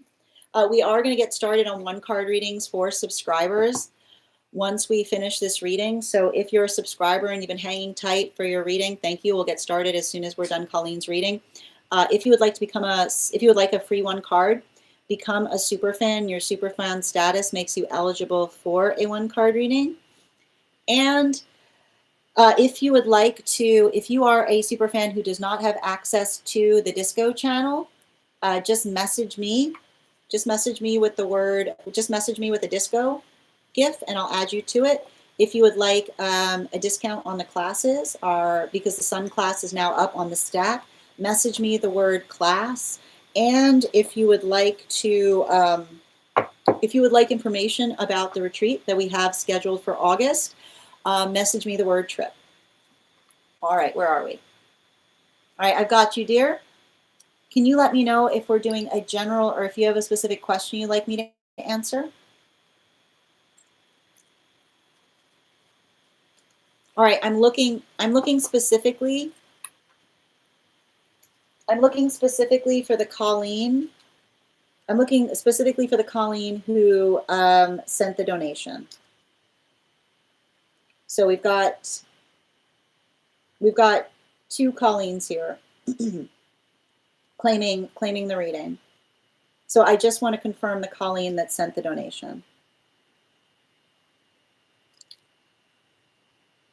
Okay, no problem, dear. No, that listen. I appreciate you. I appreciate you clarifying that. I was like, wait a minute.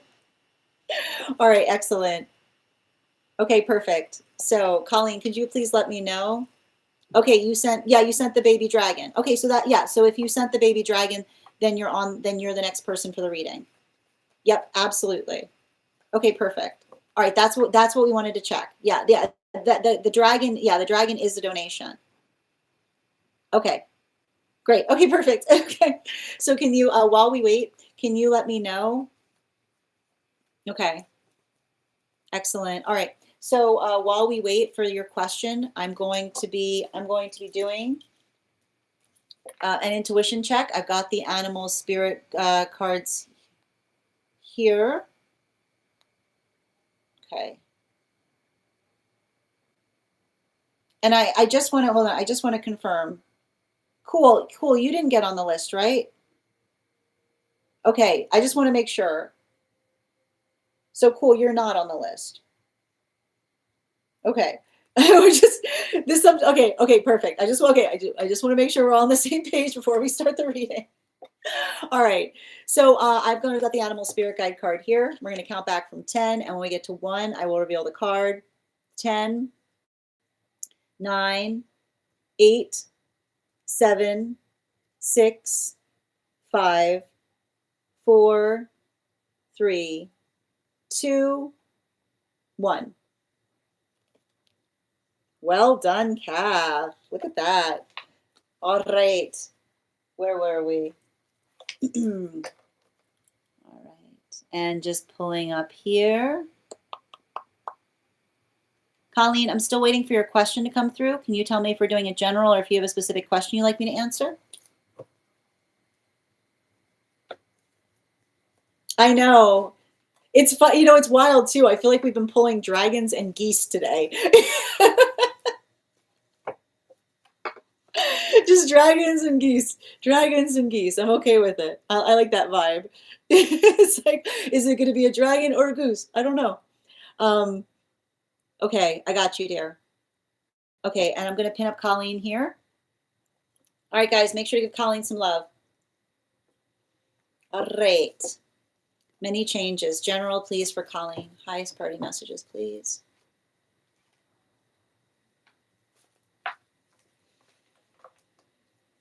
Yep.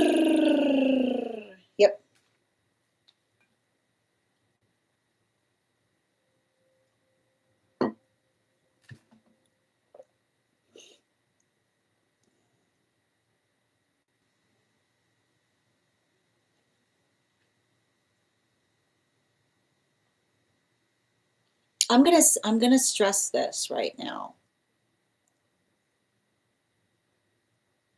You can't miss something that's for you. And somebody else's cold feet are not your responsibility, is what I keep on seeing. You know? I got it. This is I like I feel like I see you. You know, here's the thing about, I'm gonna walk you through this. We are, and this is why we work really hard to be clear in our intentions. Because when we build into the context, like I feel like you are somebody's blessing. I keep on hearing you are supposed to be their blessing. You were supposed to be their blessing. And the reason I keep on seeing this is when somebody articulates upon the fact that they're not doing something because of all of these reasons, the arrival of everything that we're looking for will help calibrate the difference between what another person says that they truly desire, like versus the experience by which they articulate upon it, but it's not, you know, and I need to stress this. Some energy goes after their dreams voraciously. And some energy always has a story about the thing that stood in the way from them being able to energetically pursue it. And I feel like there's something really important that I keep on seeing in relationality to a situation by which I keep on hearing the words, when we can't make it easier, right? When we can't make it easier for someone and another person articulates or identifies, like I keep on hearing like you getting to the source of another person's anxiety or fear, preventing them from being able to move towards something. I keep on hearing that is not a failure point. That was not your failure point. That was theirs. That was the sound of them blowing it, not you. And I keep on hearing like that, you know, and I need to point this out. And often, and I just need to tell you this right now. Like energy like this, do not let somebody come towards you with some kind of imaginary ice cream cone situation by which I keep on hearing like like waiting for the last moment to I keep on hearing like waiting for the last moment to effectively tell you like what's going on. I keep on hearing we give each other the gift of a heads up is what I keep on seeing. And I want to stress when I read into energy like this, if you saying to another person, we have plans ahead of time or we don't have plans at all, and that person disappears from your life, Congratulations. You just removed somebody who's not prioritizing you from your own experience.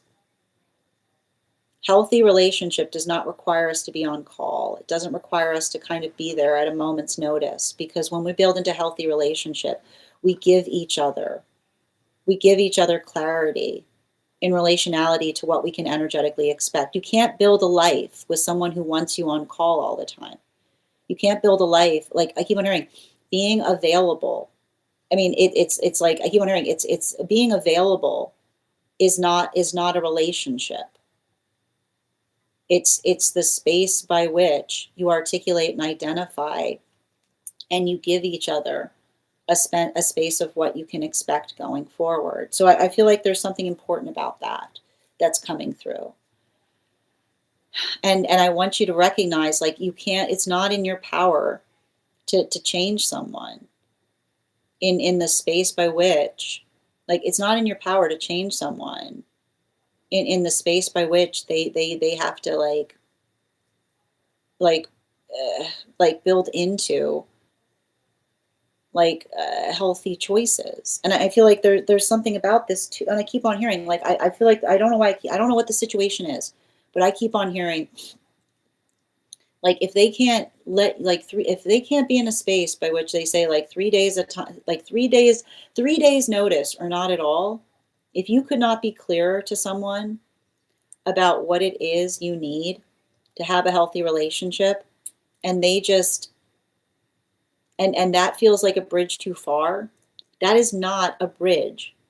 That's not a bridge. That is a stepping stone. That is not you. That is not you asking for something extreme. That is literally the sound of a bar being on the floor, is what I keep on seeing. So I know how hard it is with relationships or situations like this. And I want you to recognize, I want you to work through and say, I prioritize energy that prioritizes me and wants the same things as you. And I keep on seeing, if you are articulating to someone what your needs are and they just keep on overlooking them, I want you to think less about how you feel about them and what that says about how they feel about you. Bottom of the deck on this reading. If you wouldn't do it to another person, it shouldn't be done to you. I want you to write that down. If you wouldn't do it to another person, it shouldn't be done to you. It's not too much to ask. An energy that cares about us raises the bar. Energy that cares about us raises the bar, doesn't lower the bar, especially in relation, especially, I feel like this is a situation where, like, if something, I keep wondering, a relationship grows, it's not the space by which another person sees how little they can give to something to see if it still, like, remains there, is what I keep on hearing. You are, and this is what I meant in terms of, like, you've got a guide that keeps on saying you are supposed to be their blessing, right? Don't let somebody take their blessing and treat it like a concession. Don't let someone take the blessing that you were trying to give them and make and treat you like a concession, which is the space by which they say, you know, like, I keep on seeing, like, I feel like you literally overcame an obstacle for someone. I feel like there's a situation where someone articulated that there was a problem and you were like, look, I cleared it for you. And I keep on hearing the moment that should be somebody being like, oh my God, thank you. Not what have you done. Tells you a lot about that person. Tells you a lot about that person if they were articulating upon the fact that there was an energetic obstacle and then you cleared it. And instead of them going, oh my God, thank you, they go, what have you done? Because now you're seeing the difference between what they articulated that they truly desired versus what they were utilizing as an excuse. So I feel like and that's what I keep on hearing. I just keep on hearing a guide say you are supposed to be their blessing. Don't let somebody keep on seeing you blessing a situation and then you amplify upon the fact that they keep on saying that you're messing it up, is what I keep on hearing. That tells you much more about them than it does about you. Sending you so much support on that journey, Colleen. And if this message connected to you as well, and I keep on seeing, and I keep on hearing too, and the way you'll know this is the space by which you say to another person, you know, I keep on hearing, if someone appreciates you, even if you don't do something effectively, they'd be like, I really love that you did that. Next time, could you do it like this? Is what I keep on hearing. Like, that is what I keep on getting, is what you should be hearing. Somebody being like, next time, like the space by which you have, like, conversations you should be having in relationality to finesse, not in the space of another person articulating upon the fact that they themselves, like, I just keep on seeing this. Like, let that like, I want you focusing right now and writing down your manifestation goals and not letting another person's projections affect you. Thank you so much, Colleen, for having that reading with me. And if this message connected to you as well, it's very common for those who need these messages to be here to experience them. We are now going to be moving into one card readings for subscribers. Tim, the list is closed. Did you send a donation? But we are doing one card readings for subscribers right now. So that also includes anybody who is a member over on the place where we keep the videos. So if you become a member there, I'll be happy to draw a card for you. Also, when we get to 150K likes, I will be gifting a reading back to the collective. So make sure you're tapping that screen, and we'll get to 150K in no time. And if you'd like to become a subscriber, all you need to do is hit the subscribe, become a super fan over on the Clock app. And when you become a super fan, you'll be eligible for a one card. And I'm just going to take a minute to read over some of the comments came through as I was reading. Thank you, Day, for the follow. Ella, what did you send? Oh, Ella, I see it now. It's all right. You're fine. You're fine, dear. You're absolutely fine. Hold on. I just need to read over the comments. It is a good username, isn't it, Celestial? Hold on a minute. I know. I've had many changes. I can see this. Avatar, you'll find the collective. It'll be up on the place where we keep the videos and photos. It'll also be up as a podcast over on my spot at Tarot Church and over on my stack. Yep. Thank you for the help. Make sure we don't put the full name. We don't put the full name of the apps. The apps are like jealous. They're like, you gotta remember, the apps are like jealous. They get very upset when they hear the other apps. We don't say their name in this house. Crying. Oh, Colleen, I'm sending you so much support on that. I know. I was really frustrated reading for it. Yeah. Thank you for confirmation, Colleen. And thank you, Dave, for the follow. I'm such a giver. But here's the thing about it, right? Being a giver is a gift, so long as somebody appreciates the fact that we're giving, right? Not allowing, I keep wondering, you are not the giving tree, which is not somebody saying, oh, thank you for that, I need something more. It's the energy that says that should understand that your giving should be met with reciprocity. And thank you guys for supporting each other in the comments. Yeah, I've been doing this. Absolutely. I'll start that now. Absolutely. Sending you support on that journey, dear. All right. All right. I've got you, Ella. One card, please, on highest good around navigating energy. Oh, holiday trip. Okay, one card, please.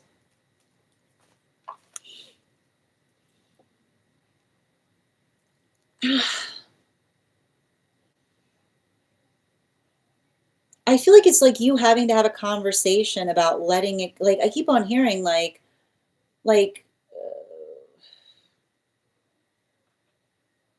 it's saying to me, like, almost a rule of saying to another person, like, leaving resentments at the door is what I keep on seeing. Bottom of the deck. Yeah, especially with the Eight of Cups. I feel like this is you. I feel like this is you articulating. I feel like this is you articulating to another person. Like, I feel like this is you having to act as facilitator in some way, but I keep on seeing like when we're working to like facilitate upon something, I keep on seeing you say to someone like, listen, I'm here to listen. Like we listen and we don't we listen and we don't judge. But also I feel like it's almost you having to say to another person, um, you know, what are you seeking? Like it's almost like I feel like it's almost like you having to say to someone, like, have you tried putting some compassion on it? Which is not looking at the space by which another person is trying to hurt them, but potentially trying to give someone another person's perspective as it relates to how they themselves may be experiencing something, is what I keep on seeing. Yeah, animal spirit guide. I already know what this is going to be. Yeah. Yeah, like I keep on hearing don't like it's funny because I was about to say no wound licking, which is why the frog energy came up, which says don't lick it, which is saying like don't come into the space by which you're articulating upon it like how hard something is unless you're working towards a solution, is what I keep on seeing. You know, I feel like that's the thing that I feel like you're like having to have a conversation with someone about. It's okay. All right. One card for Ava on purpose. Hi, Ava. So good to see you today, dear. I hope you're doing well. Come on, these cards don't want to like let go. You know, I feel like there's something. I feel like there's something very fundamental right now on building into purpose as it relates to um, unifying upon. I feel like this is you like working into unifying upon past and present person, is what I keep on seeing. Like I feel like I see you going through like a lot of integration process. Um, and I feel like a lot of that has to do with like letting go of some trauma that wasn't your responsibility. Like this is you kind of like I already got this here. Yeah, bottom of the deck, like especially with the Empress energy. I feel like this is you like I feel like there's something, and I feel like it has a lot to do with something that you're experiencing right now in relationality to kind of allowing the context of returning some love back to yourself, is what I keep on seeing. And I feel like it's really hard because um, I keep on seeing the space by which, like, it's funny because and it has to do with your past life. I feel like you're healing. Like you're healing, I don't know, it's like somehow an intimacy wound got put in the professional space, in the space by which I keep on seeing you're relearning how to connect with something that you deeply care about in a deeply personal way. Animal spirit guide. Yes, but like look at that. Like, and I feel like a lot of it has to do with like finding how, like I keep on hearing like this is you kind of like recognizing and identifying what rings true for you, is what I keep on seeing. And I feel like there's something about it too. Um, like I feel like this is you almost like letting go. every time I try to read for you in the personal space, I feel like the feeling that you're doing something wrong is like what you're working to let go or resolve yourself of.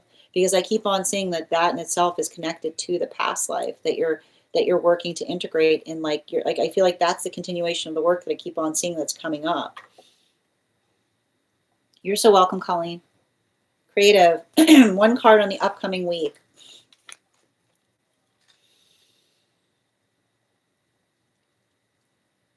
So it's interesting because I feel like the upcoming week, like I feel like I see you like really buckling down on something or getting to work on something.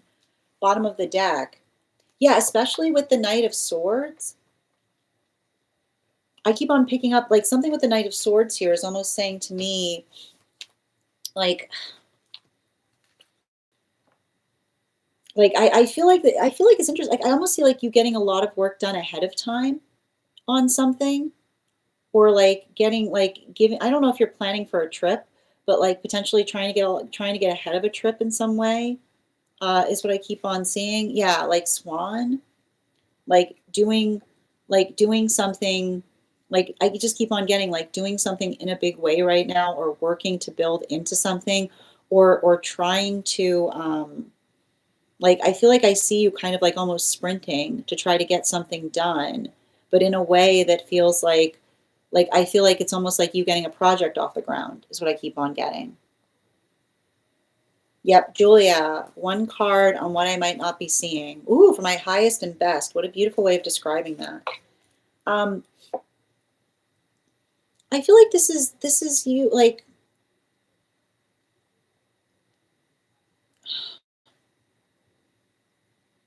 I feel like the thing that I see, I mean, it's interesting because I feel like the thing by which you see is potentially someone, the thing you're not seeing is potentially someone like missing you, is what I keep on seeing. And I feel like that it's actually like it feels to me like there's something important there. Yeah, particularly and especially like I keep on getting with this like Nine of Swords energy. Um, the thing I keep on identifying is, you know,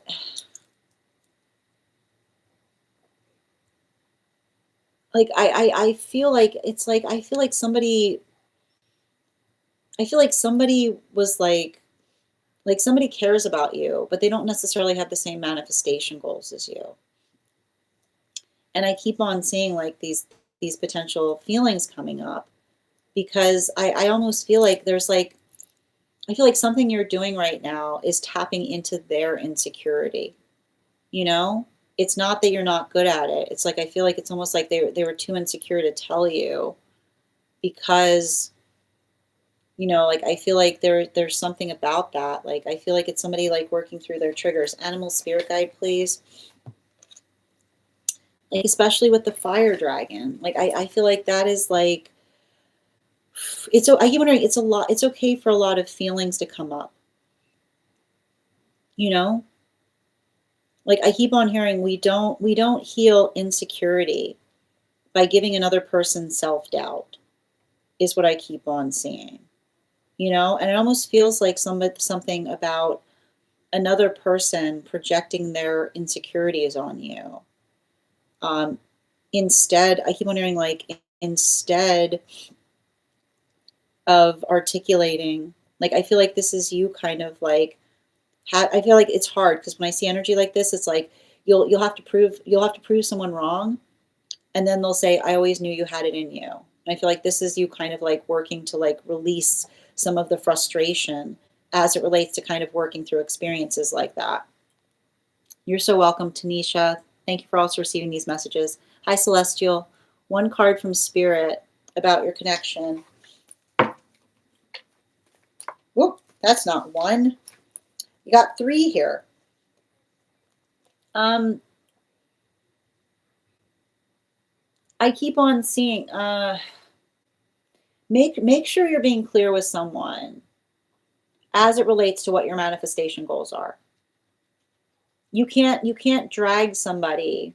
You can't drag somebody into a manifestation goal. I keep on hearing mutual or not at all, which is the space by which you articulate to another person like what it is that you would like to have with them, but not articulating, like not feeling like I keep on seeing you having to also like amplify and articulate to another person and saying like, you know, I respect your choices, and this is what I dream to have with you, but I also respect your choices. I keep on hearing you can that is you. I keep on getting bottom in bottom of the deck here. That is you remembering that we keep our patience in the space of what it is that we're trying to create for ourselves. I keep on hearing we don't build patience into another that another person does not recognize that they have. So we honor, I keep wondering, like we honor another person's wishes, and we navigate forward from that point, and we allow that context to help us identify and articulate what it is that we're trying to do better. Animal spirit guide, yeah, especially with the stag energy. You know, I feel like there's like I almost I feel like and it's so funny because as soon as I started reading for you, my throat chakra like cleared up. Um, there's something to be said about like you and another person recognizing that you're energetically maturing. I almost feel like you having to say to someone like, you know, I want like this is what it like I want to mature with you. This is what that maturity looks like. So I feel like it's kind of helping to identify what feels like a healthy direction versus making sure that you're not repeating an unhealthy cycle, right? So I keep on seeing like I feel like if and I keep wondering if you're honoring another person's wishes and you're working towards that goal, like your sense of purpose. I keep on hearing make sure that you're being patient for yourself and make sure that you're working on those manifestation goals. Hold on a minute. 1 second. The apps are only jealous if you say. Thanks, Burr. 1 minute. I got you. Hold on a minute. Hi there, Ms. 1 second. Okay. Absolutely. Where were we? All right, 1 second, please. Good day, every draw. 1 minute. Yep. Okay. I got you. Next person. Hold on, I'm trying to find my spot again. Okay. Good. I like that question. What energy will serve my highest good right now? What a beautiful way of putting that. I've got Page of Cups in its reversal. So I feel like there's something in relationality to, being able to, like it says to me, like I said, like this is the continuation of our reading in terms of making sure that we're not creating false hope in each other is what I keep on seeing, or having to have an articulation point in relationality. Like I said, especially with the strength card, like almost the observation of saying to another person the realistic experience by which you effectively navigate or articulate upon what it is that they aspire for versus how you yourself are navigating things. And I feel like it's also with like the animal spirit guide card coming up on that. Yeah, especially with the ram. I feel like this is you kind of like looking for energy that appreciates how hard you work on something. I keep on hearing the ram energy is the energy that appreciates how hard you work, that doesn't demand that you work harder, is what I keep on seeing. You know? Hi there, dear. I got you, Ms. Millie. One card regarding myself and current relationship, whatever you need to know.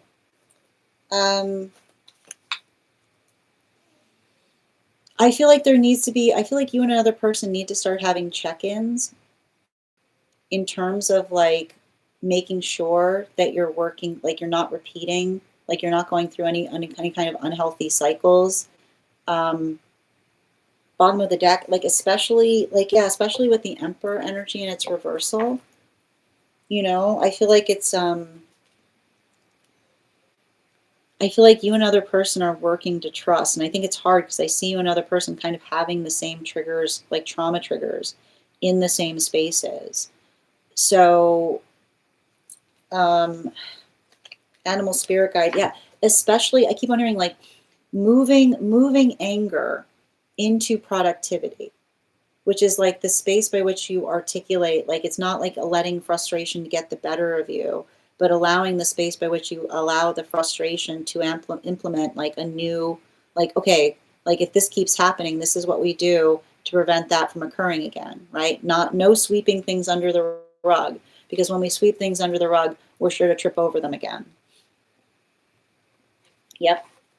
Okay, one card for Minnie on that trip. I see somebody who doesn't want to go.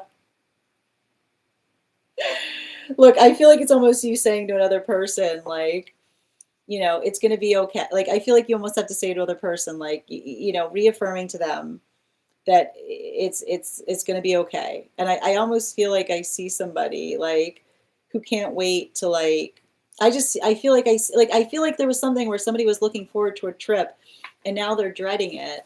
But I keep on getting, it's like I keep on seeing, it's like the modality by which everything about this is like you saying to another person, like, tell me what you experienced today. I can't wait to hear all about it, right? Like, I feel like there's something really beautiful about the amplification of someone. I feel like this is almost them seeing how much they've come to care about you, because it's almost like I feel like they were eager about it and now they're like they wish you were coming with them. Is what I keep on seeing. One card for Ruby. Oh, on the same coworker.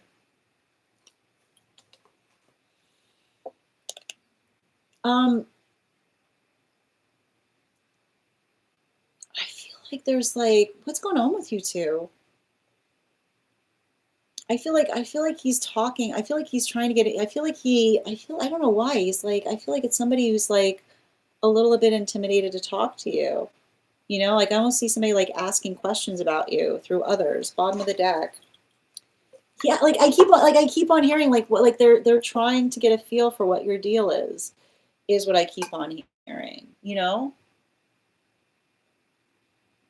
I said like make sure, like I don't know why I've got here like that every time I read for you, it's like I see somebody like trying to like, I feel like they find you mysterious in some way.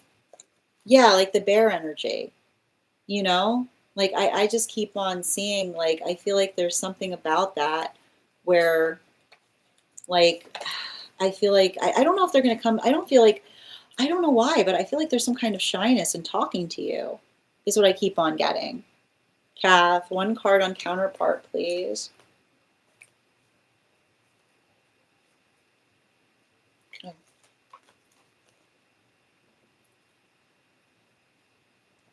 I mean, this feels I mean, this says to me like you and counterpart connection. This is the type of energy where like you can talk for hours. You know what I mean? Like I feel like there's something significant and important here in terms of having a counterpart that can keep up with you. I keep on getting like I keep on hearing a lot of active conversation. Bottom of the deck. Yeah, you know, I feel like I keep on hearing like, I don't know why, but like I feel like sometimes you have conversations with someone and like it's like the things you're saying kind of like fly over their head and out the window to a certain extent. Like I almost feel like there's something really there's something really significant and important towards you building in a counterpart connection with someone who can kind of keep up with you. It's interesting too, because I was literally about to draw an animal spirit guide card, but there was one that was already up, which is like the energy that's like, oh, like somebody who's like always up for a conversation, that's not never going to be bothered. Like I keep on hearing, you could never bother me. You couldn't bother me if you tried, is what I keep on hearing. Somebody who like loves or delights to hear from you at any time. Not somebody being like, I don't know why. Are you feeling from someone who always be like, now's not the time, right? Like I almost see like this is the vibration of you kind of like working through. And I almost feel like somebody who's like respectful. I keep on hearing someone who's respectful of your schedule is what I keep on hearing. That doesn't take, I keep on hearing, it's almost like I feel like it's almost them understanding like a situation. I'm just gonna walk you through somebody who understands that they never mind hearing from you at any time, but don't hold the same concession for themselves because they're respectful of your schedule, is what I keep on getting.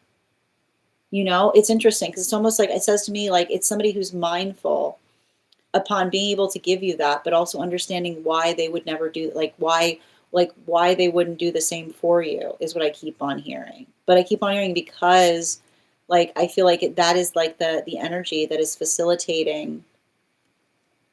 Like, I keep on hearing that's them respecting what you do professionally, is what I keep on hearing.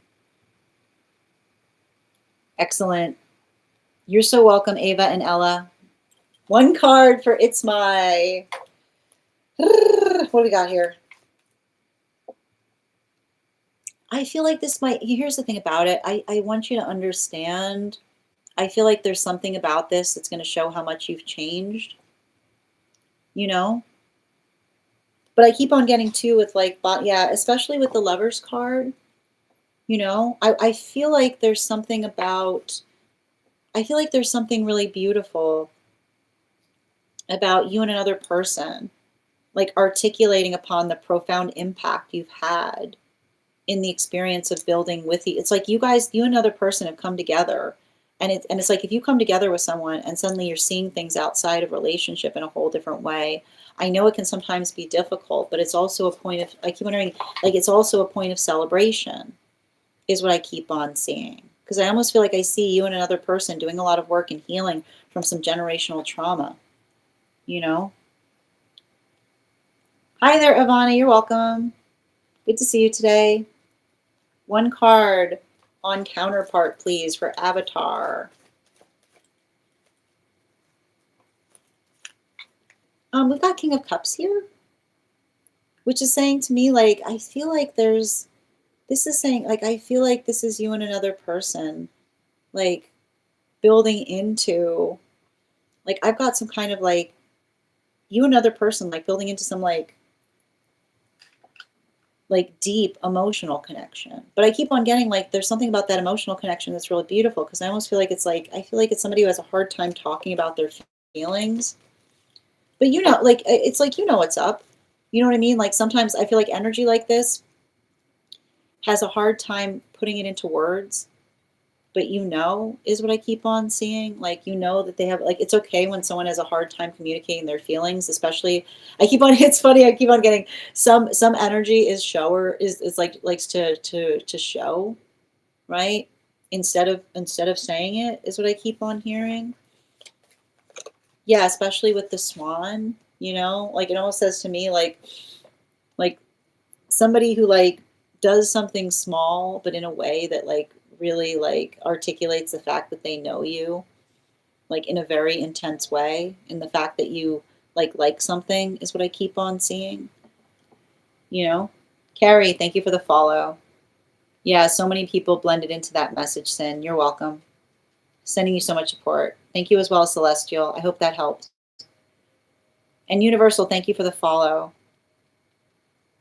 1 minute.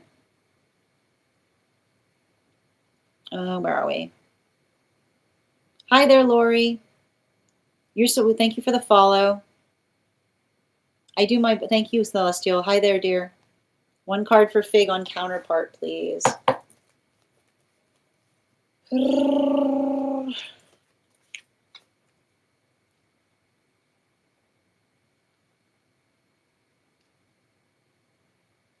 I feel like I see somebody.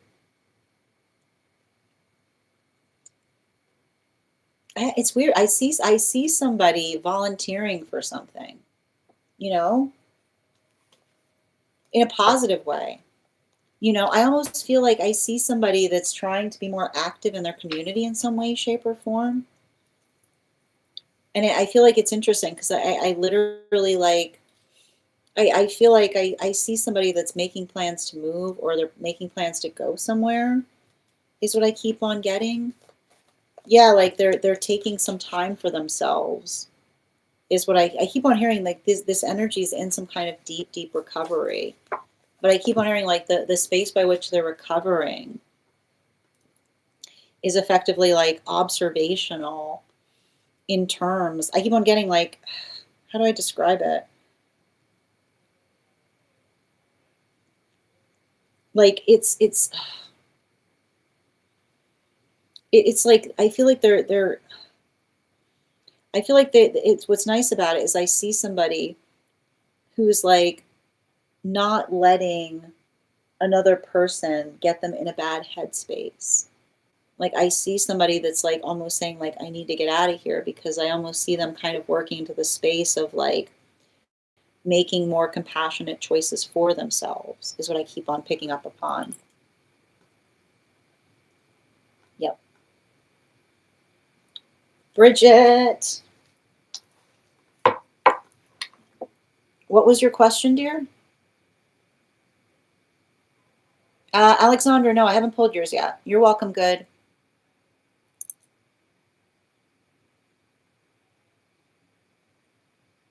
What happened? Okay. I got you, Bridget. I see it. Thank you for the help, Ruby. Woo! You got a bunch of cards coming out. Hold on a minute. Yeah, this is what I keep on getting. Like, I feel like there's something, about this week that I keep on hearing, I see you almost acting like in a way of helping others through their anxiety around something, is what I keep on seeing. I feel like you're also like somebody having a conversation about not waiting until the last minute to do things. Like it says to me, if you're waiting to hear back from someone, like don't I feel like just like get ahead of it, is what I keep on seeing. Yeah, especially with Two of Wands, like it's good for double checking. Especially, I keep on hearing, especially if you're not going to be available, like almost articulating to others if you're not going to be available for something. Like I keep on hearing, like letting others know ahead of time. Animal spirit guide, yeah, with the adder, like making sure that making sure that others are aligned in terms of like where you're going to be or how you're going to do something. I just keep hearing double checking things. So being like, make sure we're on the same page. Yep. Alexandra, one card general, please. Yeah, I didn't see it before, dear. I got you. Okay. Okay.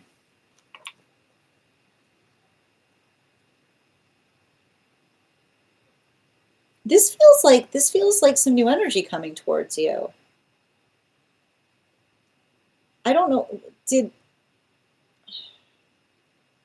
remember how I articulated upon the fact that I feel like I see something in relationality to this as it relates to like I keep on hearing like this is saying to me like new like, did you meet somebody new, or are you going somewhere to meet somebody? Because this feels, yeah, with the king of, I feel like the king of like ugh, the King of Cups, and you got the King of Wands. You got the King of Cups at the bottom of the deck with the King of Wands on the top of the deck, which is saying to me like you don't have to like, and I feel like I would not be surprised right now if you're going through something karmically, um where like I keep on seeing like it's not this, like I almost hear somebody being like you have to choose between the head and the heart space, and another person being like you could have both, is what I keep on hearing. Like the space by which I keep on hearing like, I don't know what, I feel like this is some like, I feel like this is like something from the past where someone was like, like trying to amplify the fact that they couldn't be like, someone can't be emotional, right? Like I see, like I feel like this is you like finding emotionally intelligent energy that articulates upon the fact that their power is not depleted by succumbing to their emotions, is what I keep on hearing. Like that's what I keep on getting. It's like, especially, yeah, especially with the otter energy, you know? Like I need to point this out. Like when somebody hasn't healed their emotions and we make them feel emotional, they'll be like, what are you doing to me? Being like, I'm not doing anything. It's like you having to say to someone, I'm like, I'm not doing anything. It's those that thing you're worried about, or all those feelings that you haven't processed that you have to work through, is what I keep on seeing. I feel like this is you having a healthy conversation with someone that like working, I literally see that like working through the frustration. Like it's, I keep wondering, you having a conversation with someone of saying like, what, isn't it funny how energy that doesn't work through their emotions always feels like we're doing things to them instead of just taking responsibility for the fact that they have feelings, is what I keep on hearing. Yeah. You're so welcome, dear. Good to see you too. Yeah, he said that this morning. I know. I literally I feel like I see somebody who's they were looking so forward to it, and now it just feels like a chore. Yeah. We never talk, but they keep making you run into them. Yeah, it's interesting, right? Like I see somebody who's like shy around you. We both have, oh, wow. Well, this is what I meant in relationality to like, I feel like it's almost like somebody who's like I almost see I feel like somebody's going through some kind of deja vu around you to a certain extent. You know, like I feel like you guys are very reflective in terms of how you're experiencing it is how they're experiencing it. You're so welcome, Kath. Sending you support on it. Yep. We're putting up. Oh, I love that, dear. Oh, I hope you have a beautiful time. I know. Oh, I know. I'm very right back at you, dear. I know it is. Continue to do it. All right. Stacy, thank you for the follow. It's who I think it is. It makes sense. Their cards are all over the place. And yes. Oh, my goodness, Fig, sending you so much support on that. Yes. Engaging with emotions. Esteban, I got you one card for tomorrow. 2 cards transverse. Everybody, you got it. You're going to have to probably lead the charge on this. I feel like everybody's looking for a leader on something. You know? It's like, yeah, King of, like, it's saying to me, like, Knight of Pentacles. I keep on hearing, like, think about being a steadying force, is what I keep on getting. Yeah, especially with the eagle, which is like art. I keep on hearing I keep on hearing like articulating upon what you can try to get clarity on, or coming out with a list of things you need clarity on to give to another person. It almost feels like somebody who's necessary there isn't there. So I feel like it's almost like you like coming up with a list to help kind of amplify or articulate what you need to do better, you know, like a to-do list. Yeah, that makes sense. I always get the strangest feeling before I see them. Yeah. Funny enough, I do feel people who had interest from me in the past. Yeah, it's going to come up a lot right now, Alexandra. Yeah, because I'm posting more lately. And yes, to new love. You're so welcome, Kath. All right, my friends. Final call for any of my subscribers who would like a card pulled, who have not had a card pulled today. Just a reminder, if you became a superfan today and would like to be added to the superfan only disco, you just need to send me a direct message with a disco icon, and I'll be sure to send it to you. If you would like to if you would like to be added to, if you'd like to be added to the disco channel, if you'd like to be added to our class program and you haven't joined yet, you can message me the word class and I'll be happy to send you a special discount code. Now, if you're a subscriber, you'll find a code in the perk section of the disco channel. And if you'd like to learn more about the retreat that we have planned for August, message me the word trip and I'll send you a link to that as well. We'll be back on tomorrow at our usual time. So that will be 7 a.m. PST, 10 a.m. Eastern. If you'd like to be the first person on the list for tomorrow, you can send me the donation tonight and you will have an additional card in your reading tomorrow.